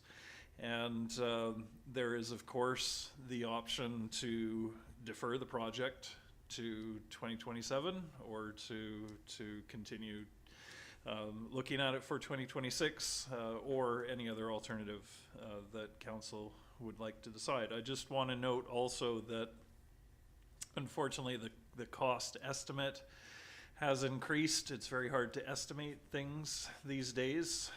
So this one, we're now looking at probably $40,000 for a fenced dog park with a proper surfacing, with benches, with double gates, with a separate area for small dogs and large dogs, plus sidewalk connections and all of that. So it's unfortunately not a minor undertaking, and so again, is certainly up to council and how you wish to proceed.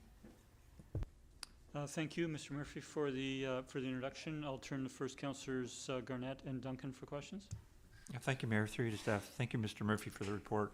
And thank you for answering the question about, my question was going to be one of them, was the permeable surface, and you've spoken to sand. And in terms of the layout that you've provided here, and having looked at it, it looks as though you're kind of separating it where there's kind of an upper level and it undulates down, and that's kind of where the fencing would go along the top. Okay, thank you. What would the approximate fence height be? Through the mayor to Councillor Garnett, so we'd be looking at either 4 foot or 5 foot. Okay, yeah. The 4 foot small dog's not an issue. It's just I had a 4 foot fence, and my neighbor had a boxer, and the boxer was in my backyard. I could jump my fence like a deer, so just consideration for that. And as far as your layout picture goes, can you clarify exactly, like, without a legend, I was trying to figure out what all those little things were in there. Can you possibly apply some clarification to that? Through the mayor to Councillor Garnett. So the top rectangle is the small dog area, and the larger bottom rectangle is the large dog area, and then a shared fence between them. And it's a neat design where so there's one gate in, and then a second gate into the small dog area and a second gate into the large dog area. So they share one common entry. And then the two little black rectangles, those are benches. And then the black circle would be garbage container. And the sidewalk connection to the existing pathway.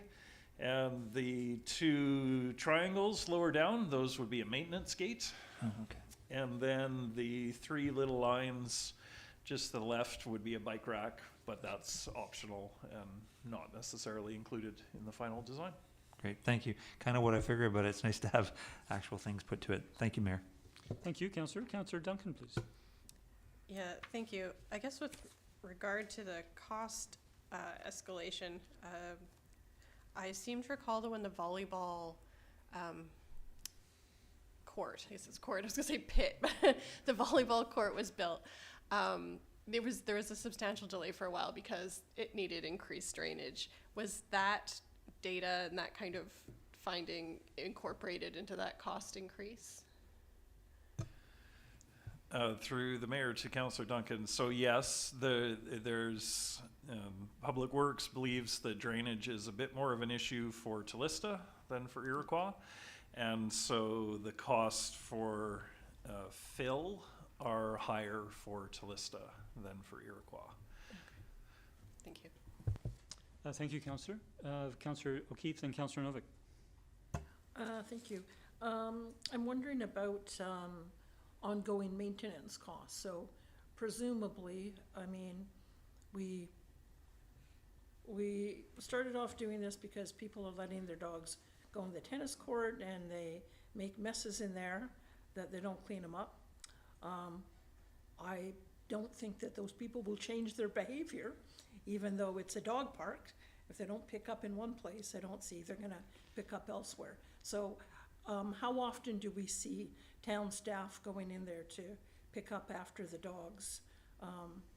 Like a daily basis, and have we got an idea on what those ongoing operational costs would be? Through the mayor to Councillor O'Keefe. So a very good question and an important one about what are the impacts to operations anytime we build something new. So we haven't scripted that out. One good thing about a dog park is that while some owners do leave behind materials from their dog, other owners often pick up more material than their own. So overall, yes, it will require more maintenance. There's another garbage receptacle to empty that would have to be emptied daily, I expect. There's potential for damage to the fence. There's potential for needing to regrade the surface or sweep it or, groom it, I guess would be the right word. And but we don't know. It certainly won't require an additional person. It won't push us over in that sense. But it all does add up, and someone will have to attend to it, absolutely, as part of regular rounds and regular maintenance in the park. And as we add more and more features across the town, eventually the increased demands do eventually cause a need for an additional resource. Okay, thank you. And sticking with the maintenance theme, not knowing anything about surfaces for dog parks, so you're talking about some sort of gravel or something. Is that something that needs to be replaced over time or replenished or cleaned out, and how frequently? Through the mayor to Councillor O'Keefe. So again, good questions, and these are things that we would want to ask other municipalities how they're experiencing dog parks and what they've learned from them. So again, don't have it all scripted out. I would envision raking at times and some light maintenance, but the material itself that appears to be the best practice. And in the report, you see a few images from other dog parks in other municipalities, and one of the takeaways from collecting those images is that there is no one standard. There's different surfaces, there's different fencing, there's different layouts, all that sort of thing. So the material that's proposed, which appears to be one of the best practices, it's called crusher dust, which is a really fine, not gravel, but the sort of leftovers from the really fine particles from creating gravel. And that mixed with a bit of sand appears to be the recommended practice, and should be quite durable and should last. It may need to be topped up every now and then, but not a whole-scale replacement. Okay, thank you. That's all. Thank you. Councillor Novick, please. Thank you, Mayor, through you to staff. Thank you for the report. I think there's a lot of dog owners on this group, so this is near and dear to our hearts. Personally, I will come to the question shortly, Mayor, but I just wish to say that I personally would have preferred to list it, but I understand the opposition to it. The space that has been allocated appears to leave, I mean, the problem with dog parks is that dogs need space, and that's why we're going through this in the first place. But it appears that the overall space for the dog park in your diagram could have been made substantially larger. Is there a reason why it was left at this particular dimension? Sorry, just for clarification, Councillor Novick, you're referring to Iroquois Park? Yes, the Iroquois, the diagram that's included in the report that has the gray squares that were previously referred to. Through the mayor to Councillor Novick. So the way this proposal developed was essentially to create the same space as the tennis courts, as the sports courts, to say that what we're trying to get away from is people allowing their dogs to run in the sports courts, and so perhaps if we provide them a similar space, a similar area, they might use that instead. Absolutely, there's more room to expand. Expanding would cost more for fencing, more for fill materials, more for labor, all those components.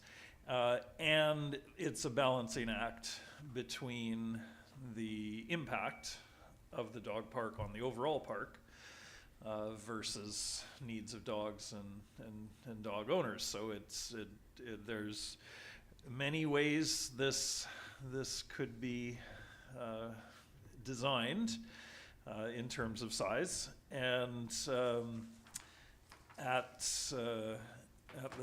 yes, I had another point, but I can't remember it, so I'll leave it there. Thank you.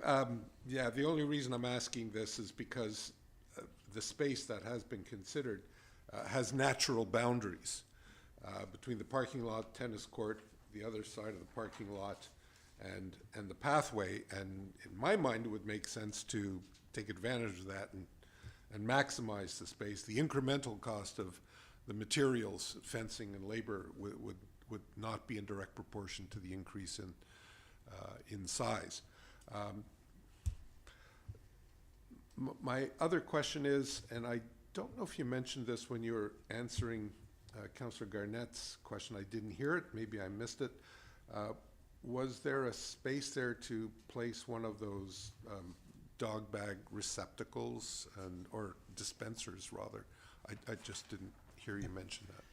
Through the mayor to Councillor Novick, yes. So generally you have either a post with dog bags, or sometimes it's a combined unit, the garbage can, the litter can, and a dog bag dispenser, but either way it would be there.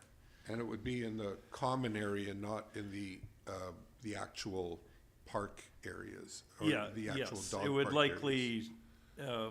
because the fence has to continue through, it would likely be one on each side. Oh, I see, one on each side, one for the small Most dog likely. park, one for the Yeah. big dog. So they could access those, the bags without having to go through the gate. Yep. Thank you, Mayor. Thank you, Councillor. Councillor Duncan, please. Yeah, thank you. Now that I've asked my question, I guess I will give comments. On the size, I think that would be good. The cost issue, I think, will be a major one that council will be looking at. So at this point, now that we know how much extra it will cost, I think that would be a problem. But I also think that's when we'd start really running into the conflicts with the family uses of the water park. Because that's really about as far back as people will go in their seat, sitting there with like their picnic blankets and things, and I think we would get bigger pushback if we started actually taking space away from where people use that. And I guess with regards to saving money, the bike rack, if we don't have to have that by bylaw, I would get rid of that. I would leave room to make sure that people can park their walkers and their strollers when they get there, because that'll be the big thing people bring into the park. Thank you, Councillor. I will ask all members of council that we've had the process in place for ages in terms of turning to questions and asking our questions and staff. When a motion is on the floor, there's ample time to motivate, make comments. Comments can occasionally be appropriate to an introduction to a question, but quite frankly, the question straightforward is reasonable, and comment and motivation at when the motion is on the floor. I will now seek a motion, a recommendation. Councillor Garnett. Thank you, Mayor. I'll move that an off-leash dog area be considered for Iroquois Park as part of the 2026 budget deliberations with a separated space for large and small dogs. Second. We have it seconded by Councillor Duck. I'll turn to the movers. Thank you, Mayor. Yeah, first of all, I think, this is just moving it to budget deliberations, so it's not confirming it's going to happen. So I think we can have a more fulsome discussion at that time. But I think just in the periphery of it, I was always as concerned about the Tallista site, simply because as a person who walks by there pretty much every day of the week, it is definitely much more used than the space at Iroquois. Everything. I mean, this summer I saw an impromptu flag football tournament over an entire weekend, and I was like, where did that come from? And so, this space is used. People mention kites. I see that all the time. There seems to be always people in there in the summer and the spring. So I think Iroquois, that space is definitely more underutilized. So I think it would be the better option of the two. Report speaks back to 2018, and this is something that many members of the public have been asking for quite some time. And I think it's important to put it in the context that 2018, we've had a lot of growth since 2018. So there's a lot more people living in the downtown core. That's predominantly where the growth has been. And you see that any day if you walk by Town Hall, people walking their dogs on the Town Hall grass. So I think having something in an amenity close to downtown is important. There's cost with every amenity the town puts in. There's just can't get around that. No matter what we bring into for the public's benefit, there is going to be some extra cost to it. As far as this being started up with the whole bylaw change, I think it's important. we did the bylaw amendment around no dogs on multi-sport ports or sport courts, and then the signage has gone up. And over the holidays, I saw people with their dogs off leash in the multi-sport court at Iroquois. So. I think if we provide this space, I think it's just another way to help eliminate that conflict with the users of the space, using it as is intended. And, as far as there was discussion before about increased enforcement as opposed to doing something like this. And I think our bylaw officer can be quite overwhelmed, and we only have one. And I think CRD Animal Control coming out here for something like a dog on a court is going to be a challenge, because they'll be long gone by the time they get out here. And as I said, our bylaw officer has taken on more and more responsibilities with mental health and addictions challenges, wellness checks that he and the safety officer and the RCMP officer do around town, which I see all the time, is another thing. And if you ever stop by just to say hi in his office, you'll see a list of emails as long as both my arms stretched out. I don't know how he gets everything done in a day. So adding something like this onto his already busy plate, I think would be extremely challenging. So I think trying to find a way to provide an amenity to the community that has been long sought after, and that can have the positive side effects of potentially getting people to abide by the rules that we have in place, I think is a win-win. But again, this will be a discussion in terms of the budget and how much it's going to cost, and whether we think we can work it into what we have coming in the coming year. Thank you, Mayor. Thank you. Councillor Duck, please. Thank you, Mayor. Yeah, I think staff have done an exemplary job of bringing forward a good solution to this question, and I think the location is perfect next to the courts, because I think that will divert people from the courts and into the off-leash area. So I think it's well situated, and good use of the space. I want to thank all the public for their letters. The engagement was well done again by staff, and I think it was important to get that feedback, because it did identify Iroquois as the better choice of those, even over and above those that didn't want it at all. So I think it's a good solution, and as my colleague said, this will now go to budget for consideration. Thank you. Thank you. Councillor Novick, Councillor O'Keefe. Thank you, Mayor. I certainly support this recommendation. Many years ago, before I was elected to council, I wrote a letter to engineering department asking for a dog park. It resulted in discussions about Rest Haven, park, which, as we all know, didn't quite make it for good reason. So I, for one, am very glad to see this finally coming to the table.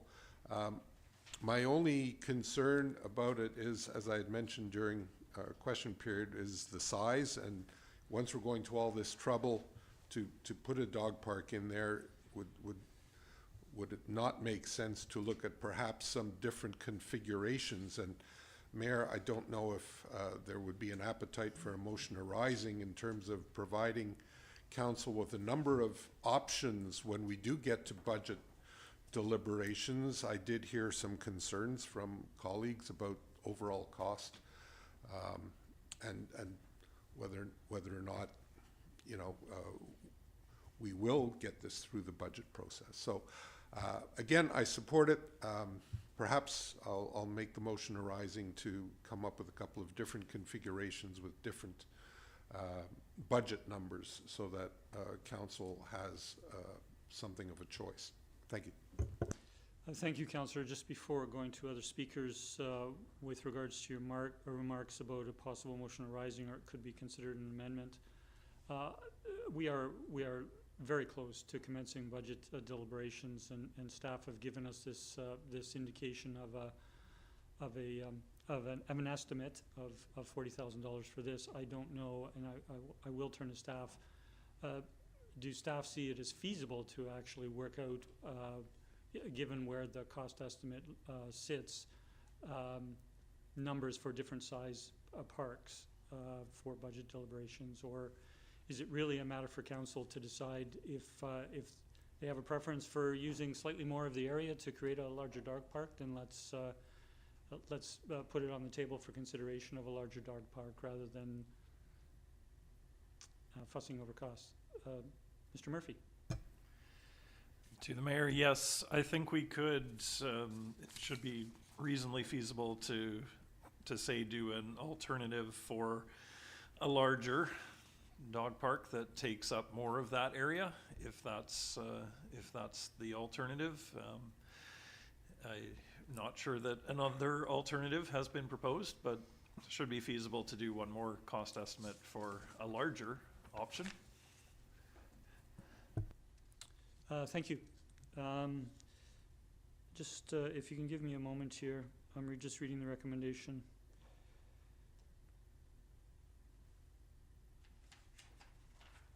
Yes, I will leave it for you to consider as a motion arising. Councillor, are there any further questions before I seek a motion? We have a motion. Or sorry, the motion is, that's right. The motion is on the floor. So, Councillor O'Keefe, to speak on the motion on the floor. Thank you. I'm not in favor of the motion. I know that, you know, this is just going to budget deliberations, and the decision will be made then. However, the next item on our agenda is staff asking us to move ahead our budget discussions because they're anticipating a bigger budget increase than anticipated. So that tells me that we're going to have some tough decisions to make in terms of what we allow in our budget. So for me, this is one of those things that is, maybe it's a nice to have. And so I don't, and now that the cost has gone up to 40,000, my recollection is that that's about maybe 0.25% of a tax increase, I think, from 25% to 30% when Mr. Hissick calculates those things out. So $40,000 and then possibly ongoing maintenance costs. So it doesn't seem to me something that we should be entertaining in this economic environment. Aside from that, going back to previous comments about the reason we're doing this is because people are allowing their dogs to go on the tennis court. And so we're gonna build this thing for those people who don't obey the rules. They're just gonna go do it now in the dog park instead of the tennis court. And in terms of enforcement, yes, I know our bylaw person has got lots to do, but this is something that, yeah, we could get CRD, animal control, and normally the way they operate is you give them an idea of, we've got an issue with people who are coming to the tennis courts between 10 and noon or whatever. and they will stake themselves out, and they will go there, they'll educate people, they'll hand out tickets. So it's not something that needs to be on an ongoing basis. But I think we've given up way too easy on the enforcement thing, and to just go out and dish out $40,000 of taxpayers' money to build something for people who can't respect the rules. The other aspect of it that I'm concerned about is the aspect in terms of, sorry, lost my thought for a second, the engagement that was taking place. And I think it's, you know, it's good that we had an opportunity to do some, but one thing, take away from the comments that I read was we might get different impressions from people if we did the engagement at a time when people are using that section of the park. So the assumption is made that it's not, that section we're proposing is not a well-used area. I think we might get different feedback and engagement if we had signs up during the spring and summer when people are using that park. So I think we might get some additional feedback from that as well.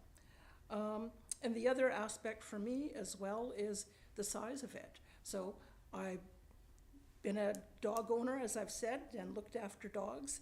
And this has been designed for people. And we've heard some of the feedback. I just don't think it's going to meet people's needs. The comments about people wanting to let the expectation of a dog park is letting dogs run around, letting them get exercise. And I just don't think it's going to meet the needs. So I'll continue to not support this moving forward. Thank you. Thank you, Councillor. Other speakers? Councillor O'Toole.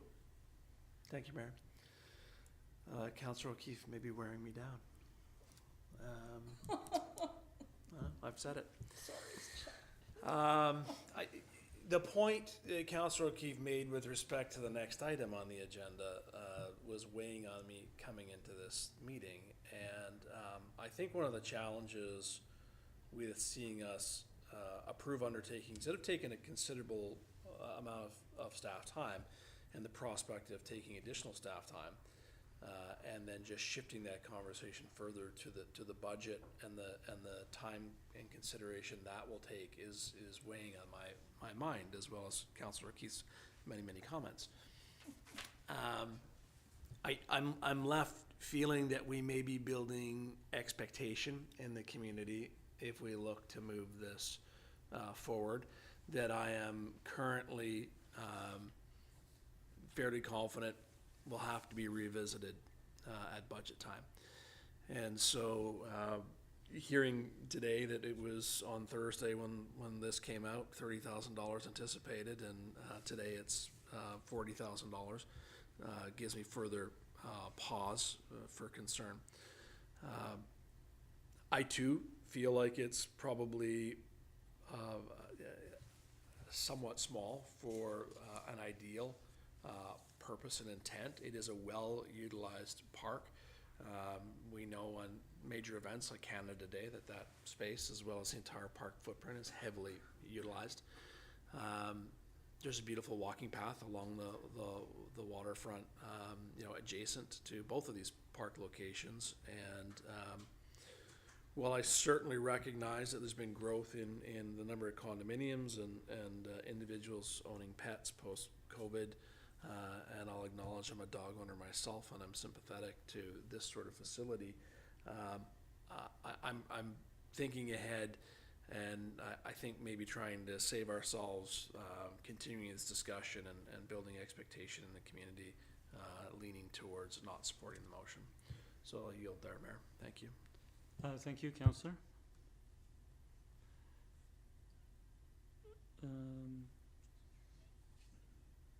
Sorry, I'm just looking at who has spoken, and I'll speak next. I'm going to support going to budget deliberations coming into the meeting. I have reservations about the cost, but I'll begin with a question through to staff, and that is, while we will be considering it at budget time, can staff give an indication at this time if the funding would be, as it often is for amenities, from one of our reserves versus versus taxes. I do see Mr. Hisik perhaps participating online, but I will turn to staff.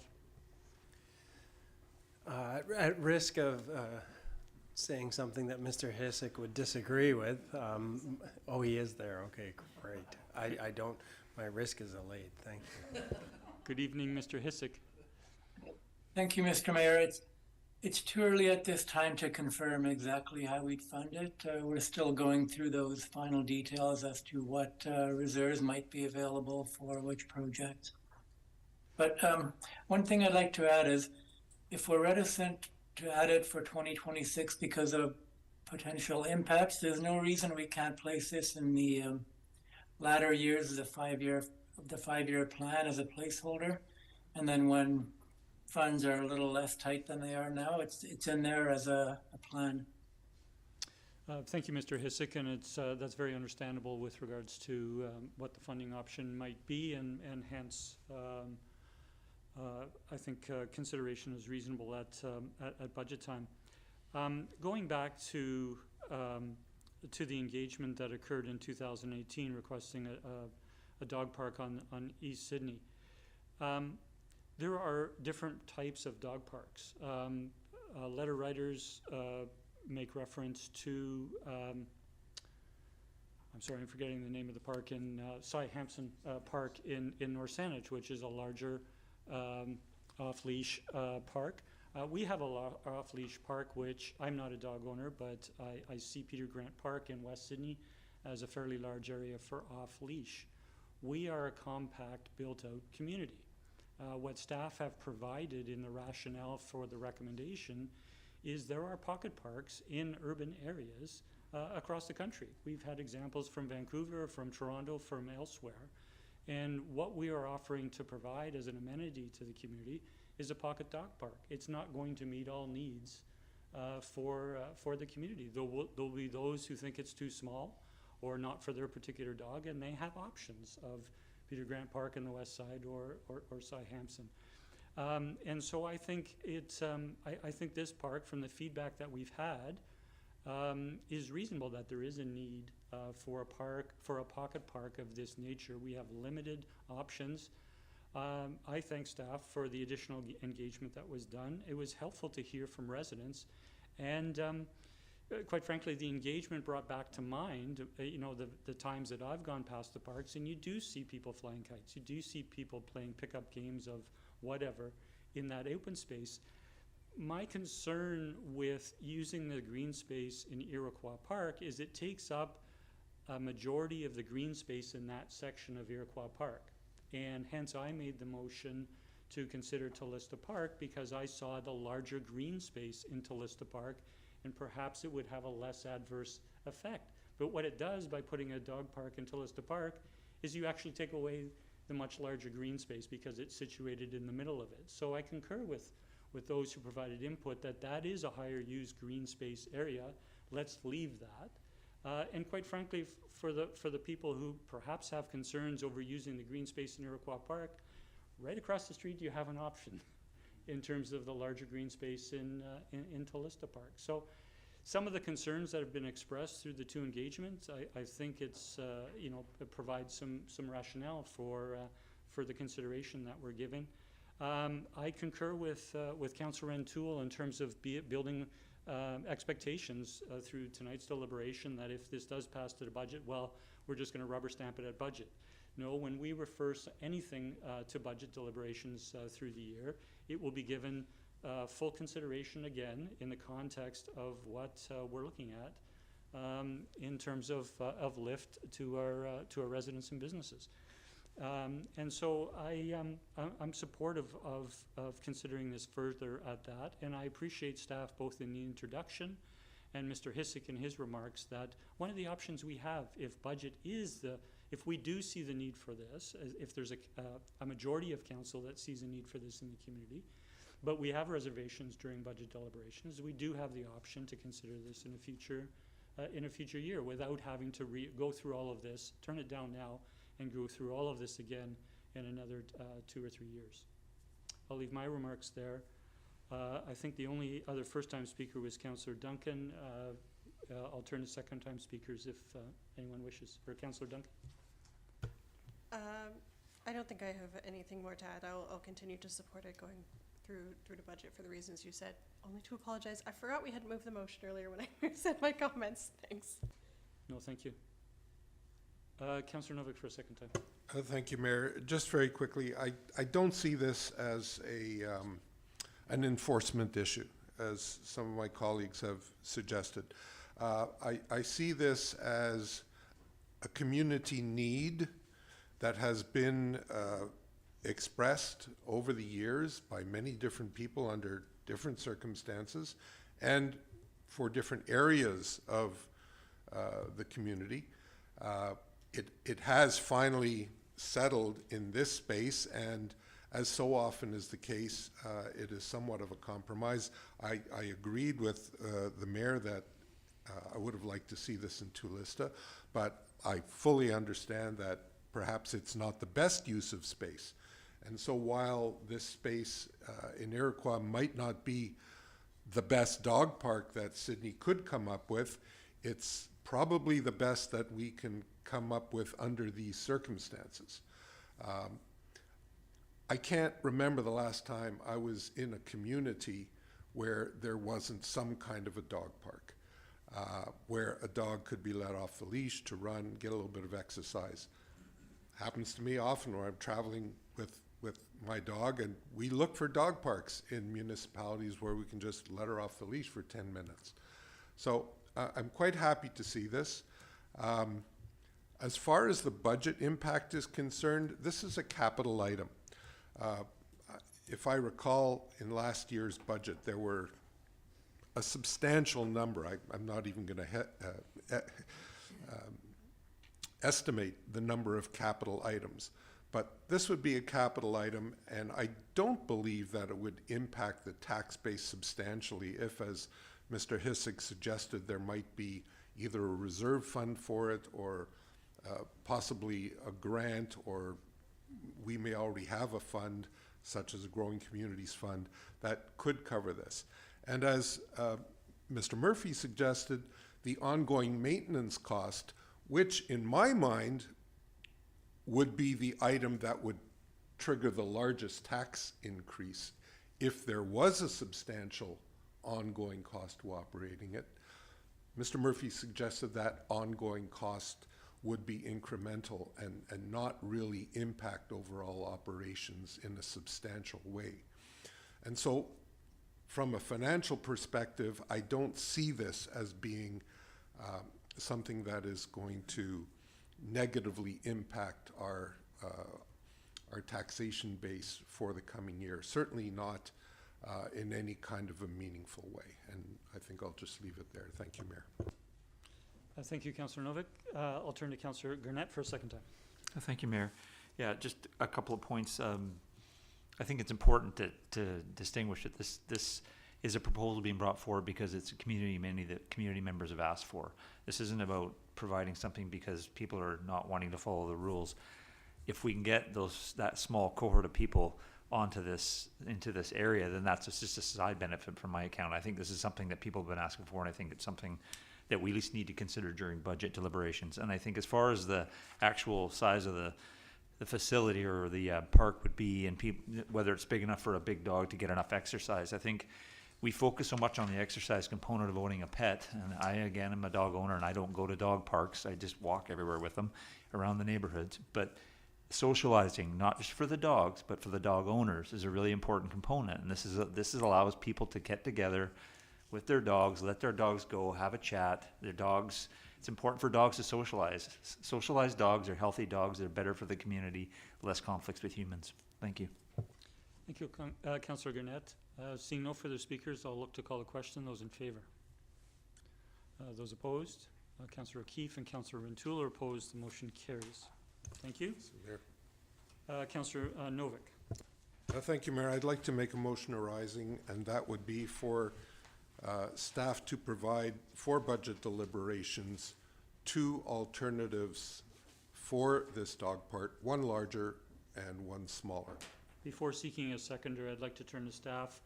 I think given the space, I'd like to turn to staff, is one or two options feasible, additional options?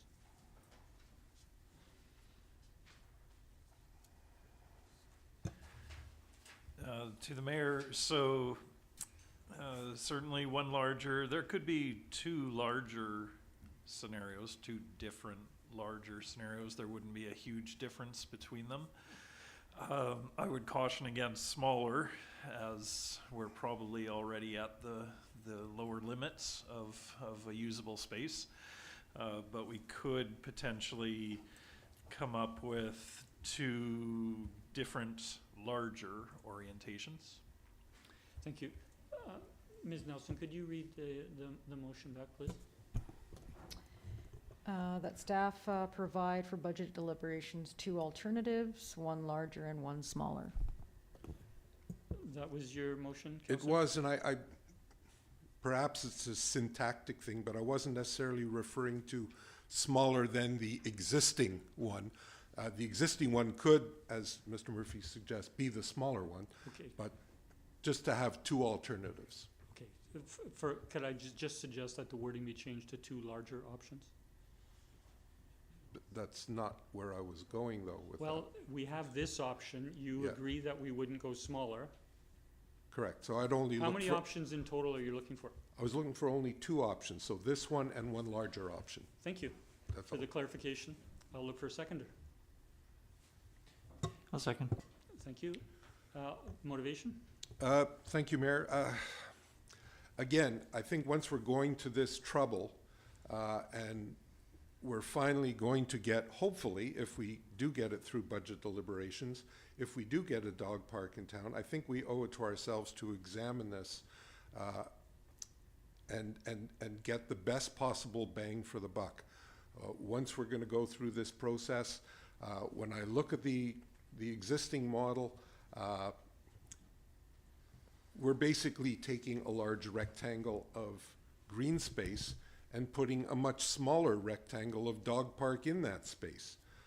I think it makes perfect sense to look at perhaps something a little bit larger that would not impact overall the way the space would be used at Iroquois Park. It would basically take up the same amount of overall space and would perhaps, as my colleague suggested, provide a little space for larger dogs to have more of a run. And if council decides that that is not feasible and they want to go with the original size, then we go with the original size. But I think it's fair to have those two options. Thank you. Thank you. Councillor Gannett is the seconder. Thank you, Mayor. I'll ask a question through you to staff. As far as time commitment for having to provide a second option, is staff comfortable with having to work that extra workload? Yes. Sorry, if you could just answer. Yes. Okay, great. Thank you. Thank you, Mayor. Thank you. Other discussion? Councillor Keefe? I won't support the motion, despite all my other concerns before. My concerns about expanding the size is that this is what we put out to the public to say, this is what we were proposing to do. And so I have concerns that we sought feedback and engaged the community on that basis, and then that we would consider something else that was larger without going back to them. And I think in the feedback that we did get, there was comments about concern about the impact on the park as a whole. It's adjacent to child's playground, to the splash pad. There's a little duck pond there in close proximity. So my concern is that we would move forward with something that was bigger than what we told the public without going back to them. And if they knew that it was bigger, they might take a different view. You know, it was billed to them as kind of a small pocket park, and now if we're going to expand it, I think that's problematic without further engagement. Thank you. Thank you, Councillor. Seeing no further discussion, I'll call the question. Those in favor? Opposed? Councillor Duck, Councillor Duncan, myself, Councillor O'Toole, Councillor O'Keefe, the motion is defeated. Thank you, Councillor. We don't have any items of correspondence for council consideration under 14. However, we have Excuse me, Mayor. Point of order 13C was a late item. Oh, I have it right here before me. 13C, which was added to the agenda, is amending the financial plan schedule. I'll turn to Mr. Hisik for an introduction, please. Thank you, Mr. Mayor. We're seeking to amend the meeting dates for the upcoming budget process. Essentially, everything would be pushed back by 2 weeks. While work on the budget's nearing completion, additional time is required to ensure we deliver the best possible product to council to begin deliberations. Under the proposed revision, the budget would be introduced to council on February 17th, and the second and third meetings would follow 2 and 4 weeks later. Under this scenario, the approval of the financial plan would be targeted for March 17th. Thank you. Thank you, Mr. Hisik. Turning to council on this, if council could turn to the front page of the staff report that shows the approved schedule and proposed revision. I just want to draw attention to, under the approved schedule, we would not have a meeting on Monday, February 17th, because that is a stat holiday. However, we would have a committee of the whole meeting on Monday, March the 2nd. So under that schedule, we would have, under the approved schedule, we would have 4 meetings of council and committee of the whole, and 3 of them would be for budget.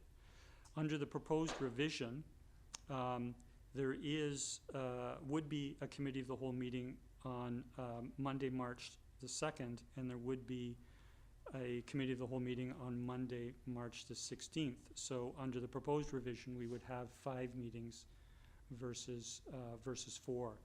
In the staff recommendation, they acknowledge, in the staff report, that is acknowledged, and there's a suggestion that perhaps if we want to go back to just having 4 meetings, we could not have the Monday committee of the whole meeting on Monday, March the 16th. I want to turn a question to staff in terms of putting that in the report. Do staff have any concerns if it was the Monday, March 2nd committee of the whole meeting that was removed versus the staff recommendation of perhaps the Monday's March 16th?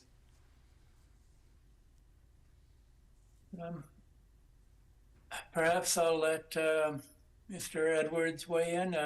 Doesn't affect me in any way. It just depends which night you'd rather have that meeting canceled.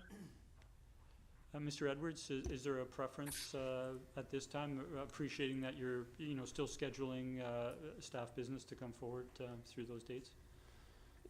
Yeah, thank you, Mayor. I would recommend moving to the Monday, the 16th. Is it? So were we talking about? If we have an option to remove Monday, March 2nd or Monday, March 16th as committee of the whole meetings, do staff have a preference which we retain? Well, I guess the alternative would be we retain that committee of the whole and just turn that into the special meeting. So we would retain, I would recommend retaining Monday, March 16th as, but have that as a committee of the whole, but it's a special council meeting. So it's focused on the budget. So okay. We would effectively change that last date from Tuesday, March 17th to Monday, March 16th, special council meeting, which is currently a committee of the whole. Okay, thank you for that. Thank you for the input. And so I only raised that because I don't know if it's a concern for council in terms of going to 5 meetings from 4, but I just wanted to raise that for our consideration. I'll first turn. Are there any questions for Mr. Hisik on his report? Okay, not seeing any. Councillor O'Toole. Thank you. I'll move the revised schedule as presented with the exception of final deliberations to take place on Monday, March 16th, negating the need for a meeting on Tuesday, March 17th. Second. Any discussion? Councillor Rintoul? I'll just note that that's in keeping with the, currently approved schedule in terms of the number of meetings that would take place. So we're shifting it back, but I don't know that we needed to add additional meeting time in that process. Yeah, so Thank the you. Monday, March 16th would be a special council meeting for budget. Correct, yeah. Any further discussion? Seeing none, those in favor? That carries unanimous. Thank you, and thank you, Mr. Hissick. We will now acknowledge that there is no correspondence for council consideration under 14, but there are correspondence under 12 items under correspondence for information that are being received on the agenda. We have no notices of motion this evening. I'll turn to Councillor Garnett, who kindly reads our motion to go in camera. Thank you, Mayor. I'll move that it is in the opinion of council that the public interest requires that persons other than members of the council and officers be excluded from the meeting to consider confidential matters regarding personal information about individuals being considered for appointments, personal information about an individual holding a position, and confidential information regarding law enforcement pursuant to section 90.1A and F of the community charter, and that council continue the meeting in closed session. Second. Moved and seconded. All in favor? Thank you. We will reconvene at approximately 8:30 for the closed in-camera meeting. Thank you.